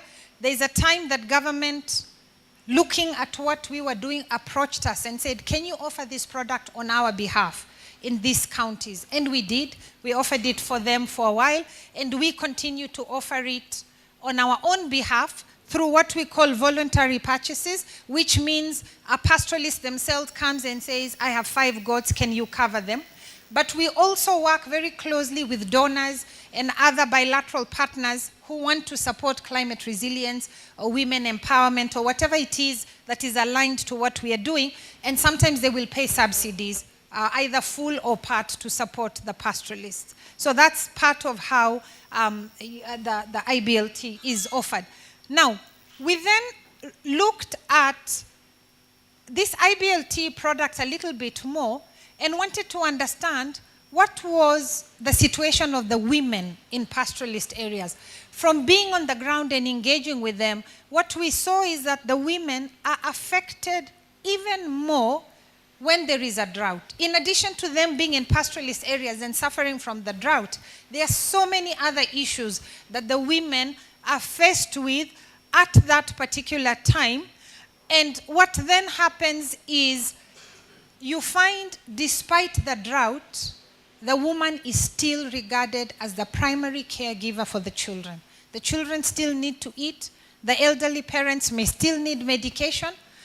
And at the end of the day, it is up to her to figure out how it is she's going to make this work despite the challenge of the drought that everybody else is facing. And so we decided to relook at what can we offer. We first offered what we call IBLT Plus. This is a product that is not only for the women, it is for all the pastoralists. Because remember, IBLT targets the livestock. So we said, what about the owner of the livestock? And IBLT Plus essentially says that in addition to the livestock, we will also take care of the owner of the livestock by bundling it with the personal accident product. So if the pastoralist farmer is out grazing, suffers an accident, we stand in to support them. And in worst cases, perhaps the accident is severe or there is even a fatality, we're even able to support the family members through the personal accident. And then the drought component is the one that comes in to support the animals. So that's what IBLT Plus does. It takes care of the livestock as well as the pastoralists. And then for the women, we looked at coming up with an innovation where, and we like to work with universities, we like to do research, we like to work a lot with data. So we worked with the University of California, Davis, to come up with what we call Visa. And in this Visa Village Insurance Savings Account, the idea was to help the women save every day small amounts. If what you have is 50 bob a day, save 50 bob a day. If it's 100 bob a day, save that. Because by the time the cover is ready to be offered, they may not have the money that we need for them to donate for their livestock. And so the savings groups allow them to save as they go up to when the window for selling and provision of the livestock covers are open. And so this is one of the ways we came up with to empower the women, to enable them take charge of being able to participate in their own right, in addition to whatever they may get through the husbands. And so looking at the rationale and why we decided we should target the women demography, we know the women have particular needs. They have unique needs, whether it's in terms of medical, whether it's related to maternity and maternal health. It is said, generally the data shows that women tend to retire earlier, but perhaps, despite that, they may have lower purchasing power than the men, and perhaps they may end up, being alive longer or being alone longer, and yet their capacity is much lower. The nature of work engagements, a lot of the women are in informal work, or they are in unpaid work, or they are in part-time work. And it is said that even if you use conservative assumptions, the data estimates that unpaid work being undertaken by women accounts to as much as $10 trillion of output per year. 10 trillion. That's roughly 13% of global GDP. All these many, many things that women do and they are not paid for. The child care, the cooking, the cleaning, being the counselor in the house, the watchman, the driver, all those things. It accounts to that much. And yet a lot of them don't have access to their own financial support. So the whole area around financial inclusion, around assisting the women to also contribute through their own capacity and their own ability to the well-being of the family is one of the reasons we decided to be very specific in targeting the women demography. And so if we look at what we've done under this, we came up with the bundle solutions. We came up with different partnerships to help us increase the uptake for the women. We've done a lot of research on the ground that gives us certain numbers. So for instance, we've targeted this product with about 425 pastoralist communities in Samburu, Marsabit, Isiolo, Turkana, and Garissa. So whatever results we will share with you today are based on actual data from what we have been doing on the ground. And it has been built with with the women in mind, in terms of looking at their obligations as caregivers or primary caregivers in the family, and also looking at the reality of their financial situation. So what the data has shown us, and this for us has been really exciting, because it really shows the ability to take very proactive measures in doing some of these things. IBLT, remember what I explained about the livestock, in a lot of these areas is regarded as a male-centered product, because a lot of pastoralist communities, not all, but in many of them, either women are not allowed to own animals, or if they do, they are only allowed to own shoats, which is sheep and goats. In some of these communities, you can't own a cow as a woman, you can't own a camel. That's just their culture. We are not there to deal and change their culture. We are there to support them live their best lives in the environment they are in, as they make whatever changes they need to be made. And so what then happens in these areas, you will find whatever assets the woman has gathered or accumulated in the good years, whether it is livestock, her goats, her sheep, whether she's running a small business and has bought little household items, when there is drought, her assets are at risk of liquidation, because she will sell everything to give food to the children and put food on the table for the family. And so we've done a lot of lab in the field experiments to really try and understand the impact of some of these products in these communities. What change have they brought about? And from the comics you saw earlier in my presentation, we even changed our communication, our models, the documents and the books, the booklets we issued on the ground, so that they are very women-centric, to enable the woman, to enable it resonate with the women. And so what happened is, this product was then offered to a control group, where part of the group had access to the standard TLU of livestock, which is IBLT, and the others were exposed to the family framing. And in both those groups, some had benefited earlier from subsidies and some had not. So the point to remember is, we are dealing with essentially two different groups. One group had been exposed to IBLT, one group had been exposed to the family product, which is the one where instead of giving money to the pastoralists to buy food for the animals, we give family to the woman to buy food for the children or the family and pay for school fees or medical or whatever she needs to pay for. So that's one division, two groups. And then within each of those groups, some had received donor support and some had not. And what the data showed us, if you look at the light gray shows, do we have a, there was a pointer somewhere. Yeah, thank you. Thank you. If you look at the light gray, this one here, you will see that these are the ones that had not been assigned to any subsidy for livestock framing. They did not receive any subsidy. They had not had that exposure. It was just a question of going there, talking to them and having them understand the product and purchasing it. This line here is the line that shows when the subsidy stopped in both cases. And then as far as the charcoal gray, this is the one that had been assigned a subsidy. So at some point, initially, they had been exposed to some donor support for the livestock framing, which is the IBLT. And then the light pink did not receive any subsidy for the family framing, which is where we went out with products targeted to the women. And the red had been assigned to a subsidy for family framing. The important point here to show is what happened after the subsidies ended. here we are looking at amount of purchases, the number of purchases, and here we are looking at the amount paid by the particular participant.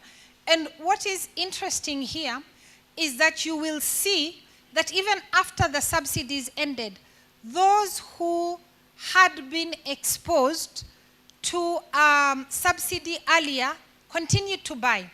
And this is what they bought from their own pockets, from saving 50 shillings a day, 100 shillings a day, selling an animal, so that they could actually come in and be very proactive in taking care of their own assets, rather than waiting only for subsidies.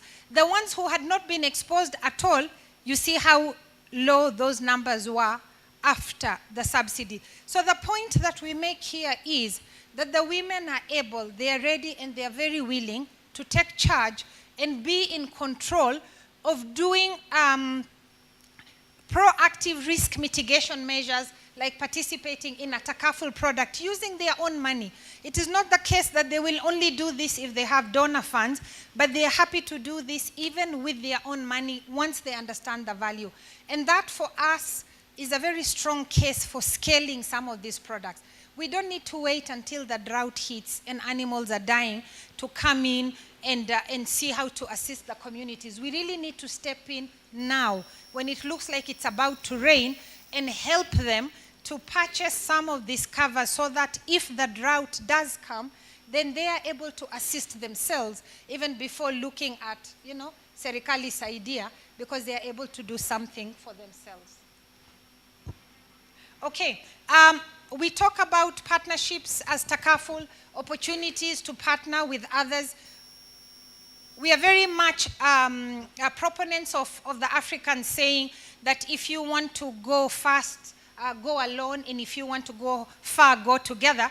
And because we want to go far, we keep looking for partners. Hassan talked about partnerships that we have for pay-as-you-go, motor covers, for personal accident, which is trip-based, just from here to Nyamira, from here to Mombasa. You can have a comprehensive cover just for that trip, or a personal accident cover just for that trip. You do not need to have cover for the whole year. And some of our partners for that are here. That's part of our partnership. But there are many other areas where we say there are opportunities to partner. Because other than offering this takaful cover for the women or for the pastoralists, what we are saying is there's an opportunity to do many other types of things, which can include not only technology, innovation, or integration, which we've spoken about, but also there are people who are involved in livestock value chain enrichment, whether it's leather development, whether it's milk processing, whether it's farming of hay. And we are looking to partner with such entities, because that will make the value of the covers we are able to offer that much wider. You don't have to wait only for the drought to hit for you to benefit, because you can as well benefit from processing your own milk and exporting it, or developing the leather products. I learned last week that every cow, on average, from the leather that a cow has, you can produce 22 pairs of shoes. Did you know that? No, I didn't know that either. It's a very fascinating statistic for me. And I think I haven't looked at a cow the same way since. Because if you're going to just slaughter a cow and let the skin be there being, eaten by rats or, flies or whatever, think about putting 22 pairs of shoes out on the street or in the dump site to be eaten by rats. You wouldn't do that. And so there's tremendous opportunity to really add value to how else we can engage with these communities. There's a lot of opportunity for educational initiatives. People want to improve themselves. They have aspirations, but many times people don't know what they don't know. If we are able to go in, and we don't want to do all this as takaful. We don't want to go and be the ones teaching people how to grow hay. And if there are people who are already doing that in those areas, we can partner to do that. There's an opportunity for expanding the regions where we are doing this. Actually, recently we were approached by a group in Damara telling us, why don't you come and do this for us here in Damara as well? We like what you're doing up in the north. There's an opportunity to look at What about other climate change mitigation and climate change opportunities that we can bring jointly to bear to benefit this community, as well as other areas around environmental sustainability and risk mitigation? And so the question may come, but you are a company that is involved in risk management, and why would you do this? Because we say that our logo, this is a bond beyond insurance. We are not here just to say, if you have a problem, come to us then. We are really here to look at how can we be a critical financial partner for you in whatever area of your life. And that's why we keep seeking to innovate, to see how else we can add value, even if you don't have an accident. I think for a lot of people, insurance is either grudge, you buy it only because government forces you to have a sticker, or it is niche, because you have a bit of extra money and you have a bit of extra assets, you want to do it. And you feel that the only way to benefit from the money you spend is by you either crashing your car, or by your house burning, or you breaking your leg. It creates a very negative sentiment. We want to change that narrative by looking at how can we add value even if you don't have an accident. And finally, we also align ourselves to the SDGs that we feel are aligned or resonate with what we do. Goal number 1 on no poverty, goal number 2 on zero hunger, goal number 3 on good health and well-being, goal number 9 on industry, innovation and infrastructure, goal number 10 dealing with reduced inequalities, goal number 12 on responsible consumption and production, and finally goal number 17 on partnerships for the goals. I will stop here. Thank you very much, and I'm happy to take any questions.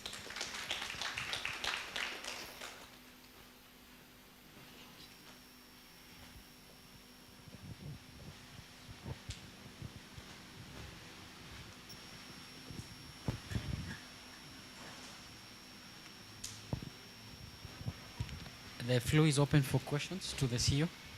Any question?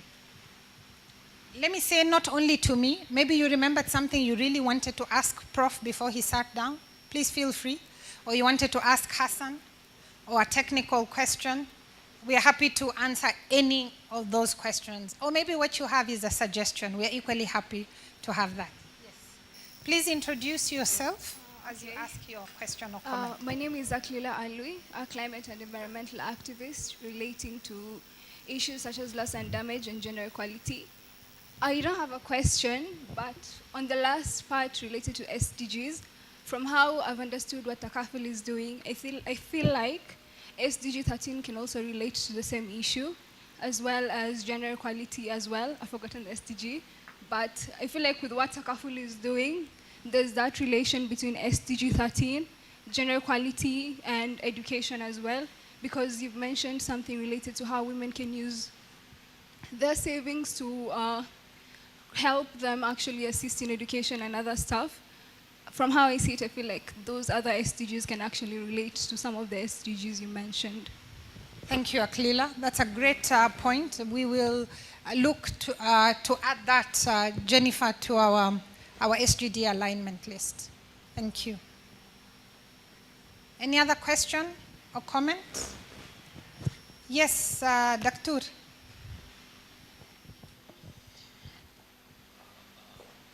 First is to thank you for the wonderful presentation. But speaking on behalf of men here, on the colors on the bus, we only saw red, black, and white. Colors on? On the bus where we had graphs. You know, you are saying charcoal something, but for us men, we could see red. You see there. We see red, black, and something. But it's okay, that's good. But I could see pink somewhere.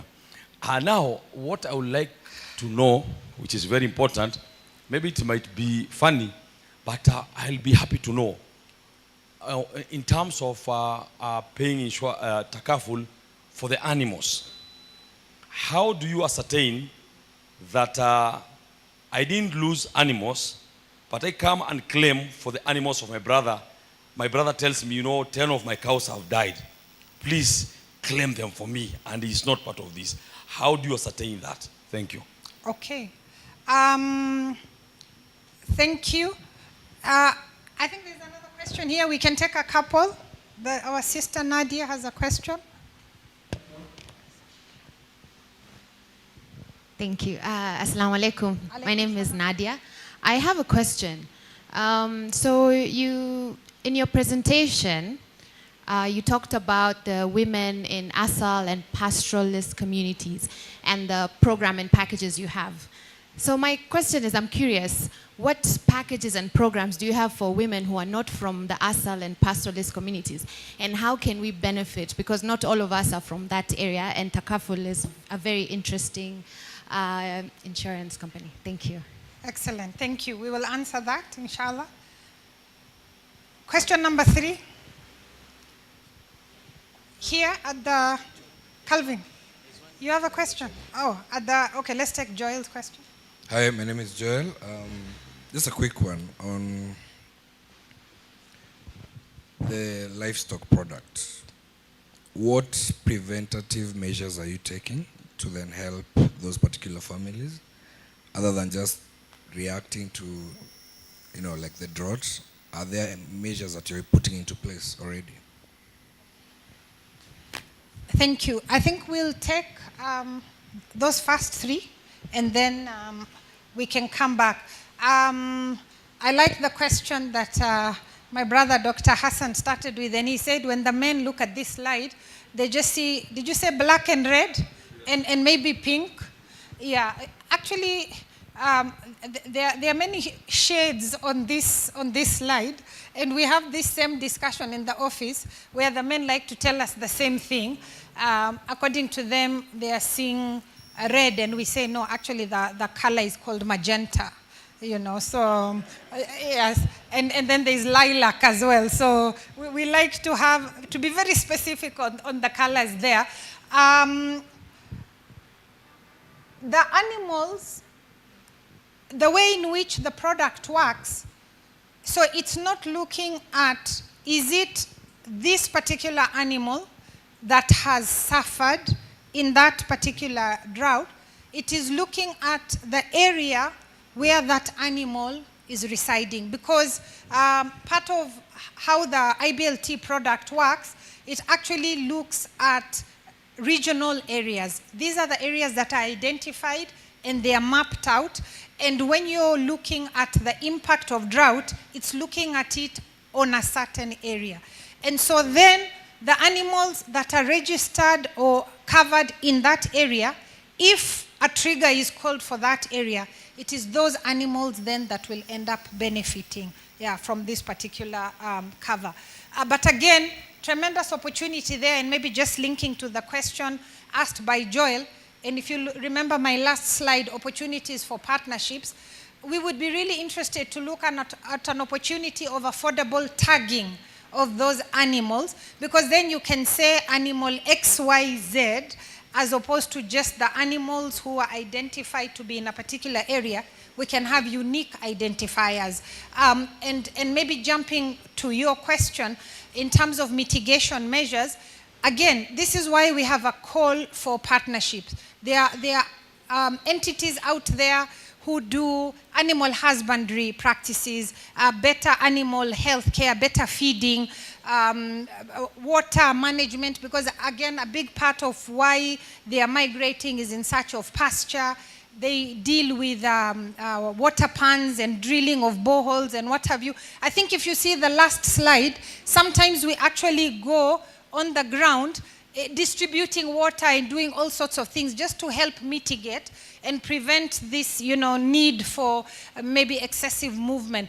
But again, an opportunity there to really engage with like-minded partners who are doing interesting things. And people are doing all sorts of things on the ground, and we would be really keen to hear from you and see where we can partner. Nadia asked, what about us women who are not in pastoralist areas? Very good question. We have something for you. We have a product called Dada Takaful. Dada Takaful is for the lady driver, and it targets the unique requirements of a woman in her car. So for example, if somebody, a lady driver, has an accident and her precious handbag is damaged in the accident, we replace the handbag. We know how important that is to a woman.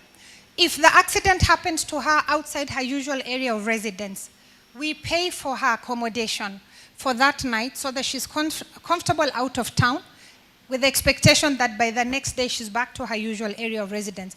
A lot of time, it is the woman who has the car seat in the car. We replace the car seat as well.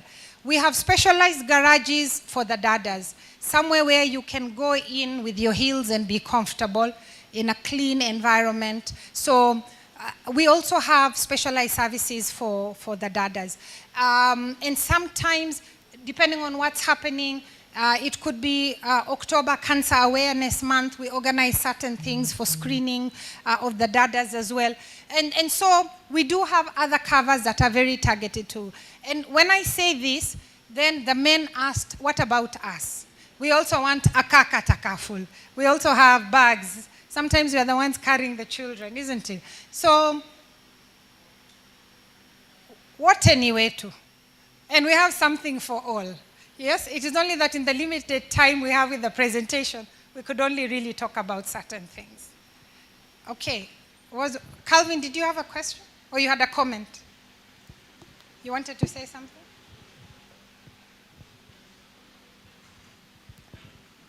Thanks a lot for the presentation. I wanted to ask Prof. Actually, you mentioned that under Islamic financing, we have got three. We have got the banking, we have got the markets, just speak up. And we have got the takaful one.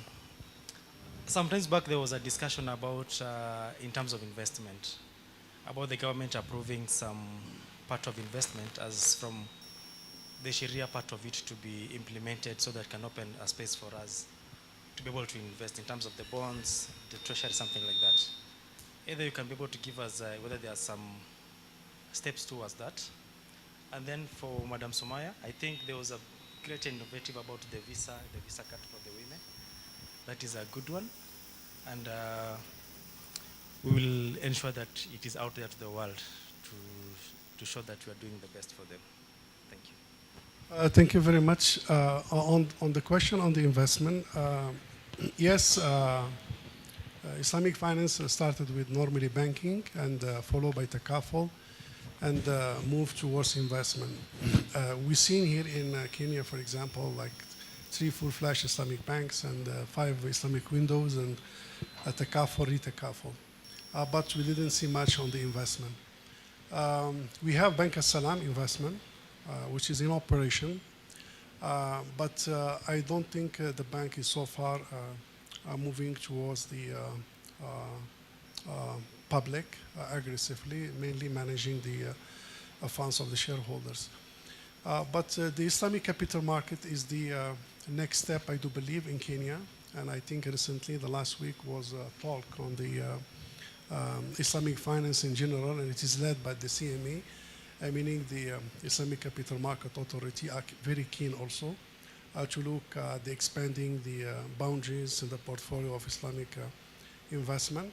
And this is a concern, basically, not only in Kenya, but everywhere. Because Islamic finance is very integrated, and it should be operated perfectly when it is well-rounded, infrastructure-wise, where all the players are on the ground. If one element or one pillar is missing, it creates some distress to the market. Now, investment is one of the key. Islamic capital market is one of the key. Because Islamic banks need to invest, takaful need to invest, that's basically the area of investment. There is a big and huge opportunity in that sector. Talking about the stock market, talking about the equity market, talking about the debt market, talking about the sukuk, talking about the very different types of the equity itself, like the ETFs, the REITs, private equity, venture capitals. All these are basically a space that we are looking forward to improve and expand and establish in Kenya. For the sukuk part of it, yes, I think there have been 2 issuances, I guess, by corporate. And there is something in the pipeline on the sovereign sukuk, which could be the first one.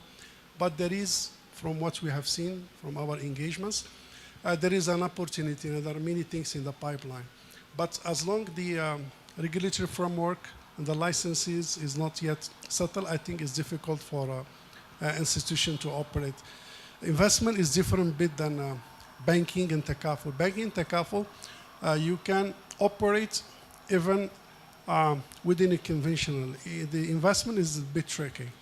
It has to be well regulated and disclosed, so you'll be able to create an Islamic capital market where the private sectors, corporates, even the governments may go aggressively.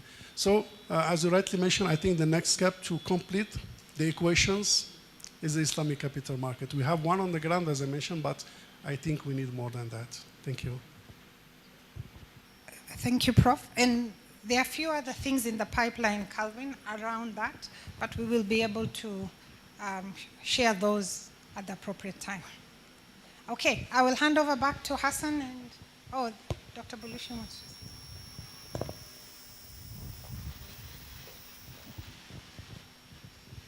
Assalamu alaikum rahmatullahi wa barakatuh. Thank you very much, Madam Sumaya, for the wonderful presentation.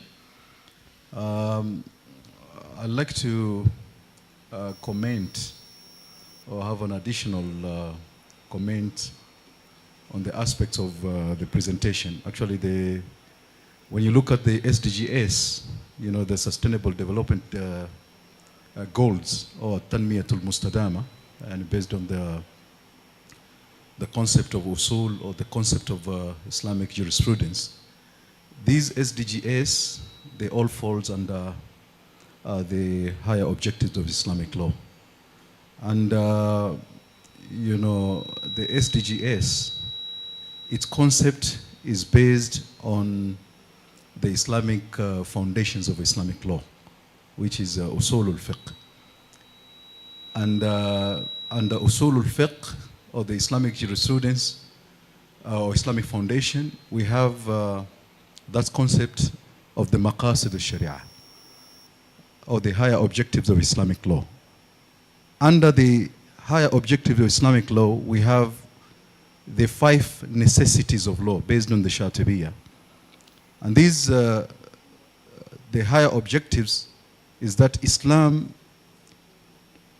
came to protect these 5 necessities. One of the necessities is protection of religion, protection of life, protection of lineage, protection of intellect, and the last one is protection of wealth.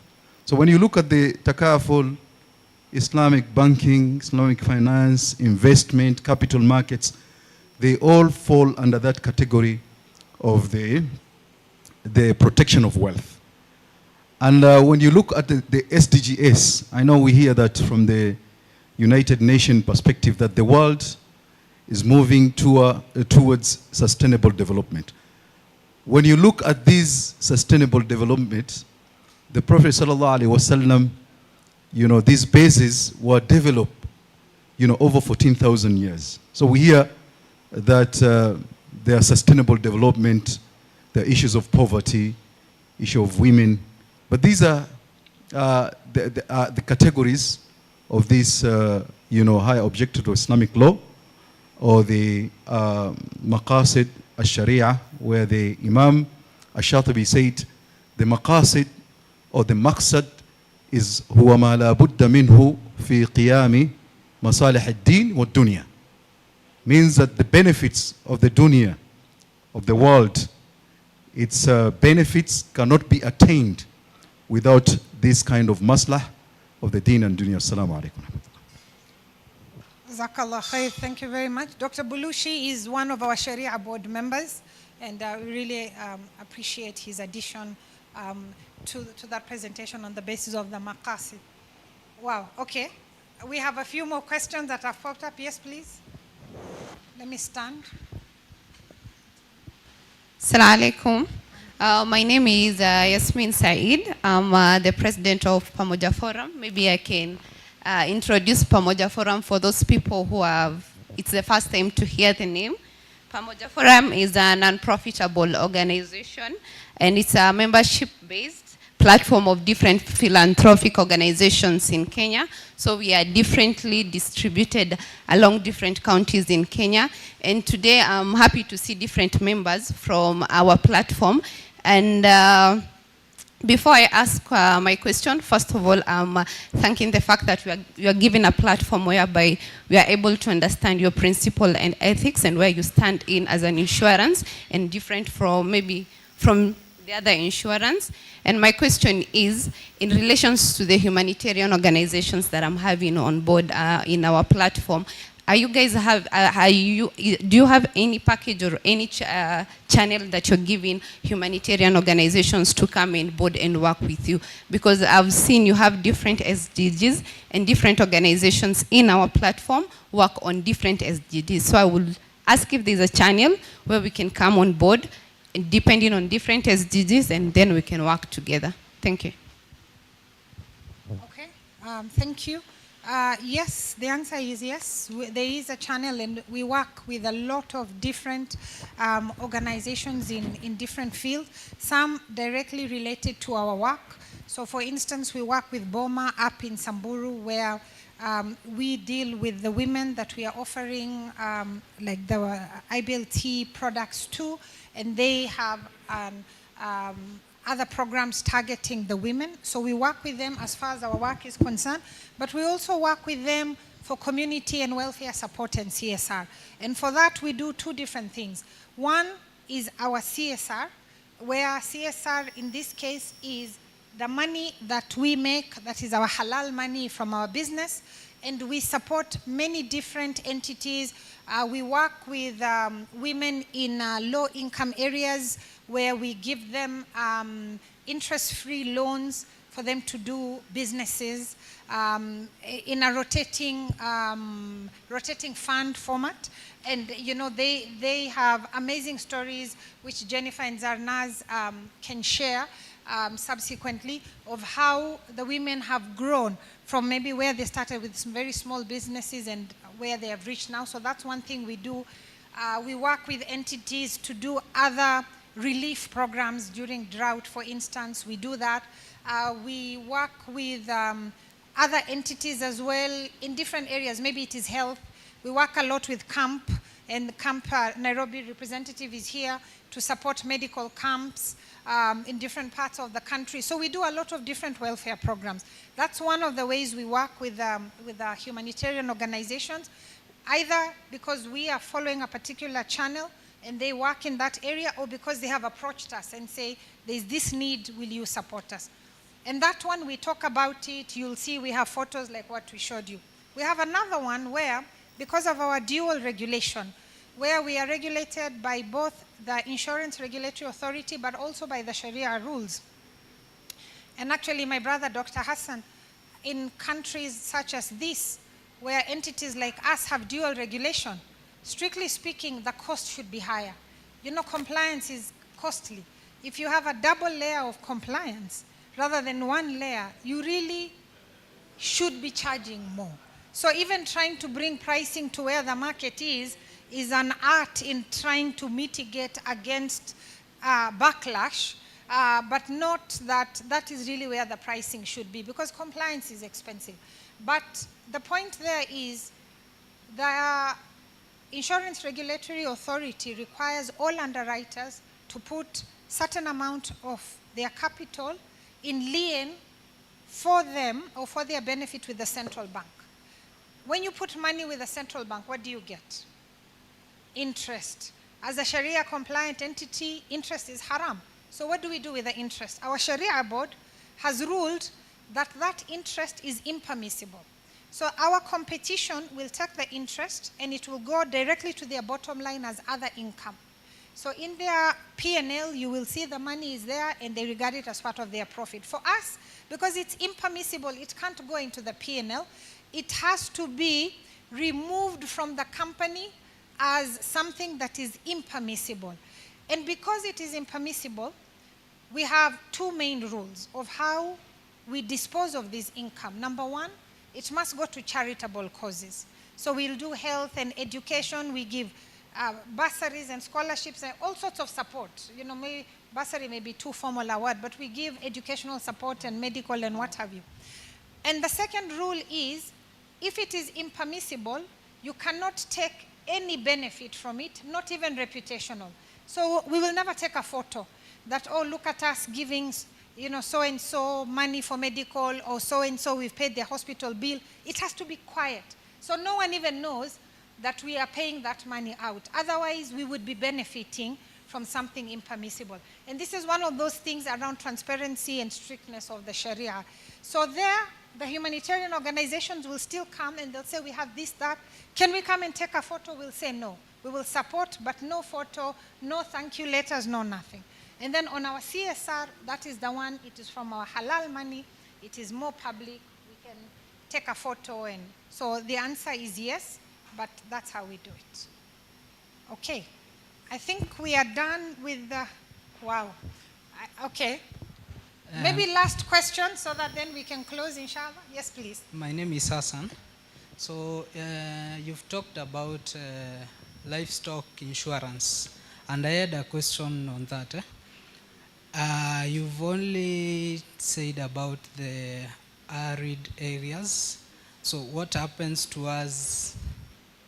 For example, I'm farming somewhere, I have my livestock and I'm not in the said areas. Do you insure me, my animals? And is there a specific number that is insured for the same? Thank you. Okay, thank you. So the agriculture takaful, that one, what we are doing at the moment is focused on the pastoralists. That is the area we started with. We are not doing for the other farmers at the moment. But there are other things we are trying to explore to see how else we can cover some of the other livestock. So incrementally, we want to capture and penetrate into some of these other markets. We are currently not doing that, but it is, it's a conversation that we have had, and incrementally you may see us also rolling out to those areas. Okay, so I will stop here. Thank you all very much and hand back to Jenny.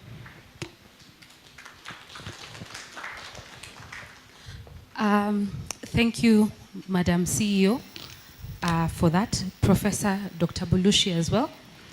Mine is just to not stand between you and lunch and be as brief as possible.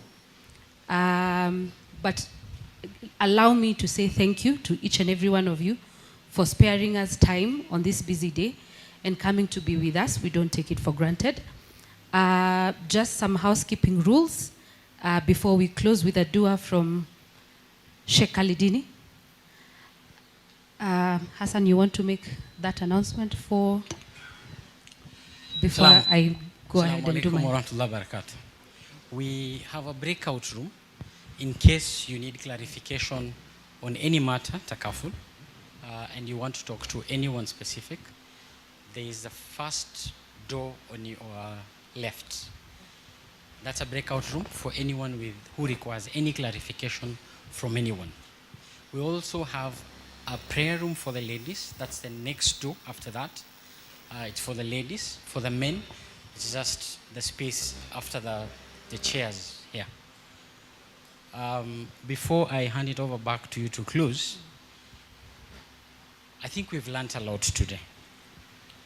The one thing that we've picked from Dr. Bulushi, if I can start there, is takaful is a solution for humanity. The one thing I've picked from Professor Lahtana is takaful is halal in a very simple language.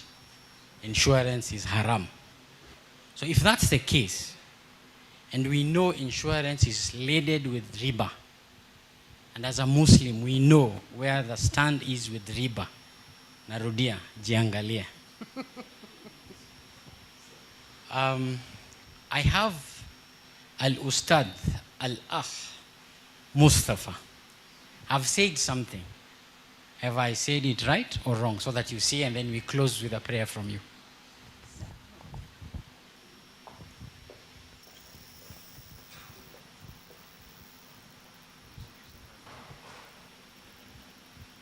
السلام عليكم ورحمة الله وبركاته. Alhamdulillah, sallallahu sallam wa barak ala Sayyidina Muhammad wa ala alihi wa sahbihi wa sallam. Hassan amenishikisha handball. Ananilazimisha niseme kitu, lakini for real I don't have anything to say today. Tuko pamoja na kweli kama alivyosema, na niko na kijana mdogo yuko hapa katika mazungumzo, anasema nina maswali lakini naona nahitajia masomo mengi. So this is a starting point. Mr. Hassan, tuna haja tuwe na forum nyingi. Kesho nataraji unataka mimi nisimame kwenye mimbar nizungumze, lakini I'll be more happy to see imams having taking some lessons from these kind of forums, ili maimamu pia waelewe. Swali lingine nzito linakuja hapa, unasema kuwa takaful is halal, insurance is haram. Kwa hivyo jiangalie. Narudisha swali kwako, kuna Uber, kuna matatu, hawa nawepeleka wapi? Do you have that door? Because tunao vijana wengi wanataka halal insurance ya Uber na matatu na bodaboda. Tumesikia tuna dada, pengine na kaka is coming, na wote ni wetu. So kabla sijatoa fatwa, Sheikh Hassan, unanielekeza wapi? Mashallah. The forum was very good, mashallah. Thank you so much. Ikiwa nilikuwa naambiwa nisome dua, kwa hivyo inshallah nitasoma dua. Swali utaliweka mfukoni, utanijibu baadaye. Rabbana atina fid dunya hasana, Allahumma ya man wafaqa ahla alkhair lilkhair wa annahum alayhi, wafiqna lima tuhibbu wa tarda wa inna alayhi. Allahumma ya wasi' aljud wal karam, جود بكرمك الكريم يا أكرم الأكرمين، بمنك جودك امتنانك يا أكرم الأكرمين، وصلى الله على سيدنا محمد وعلى آله وسلم. الحمد لله.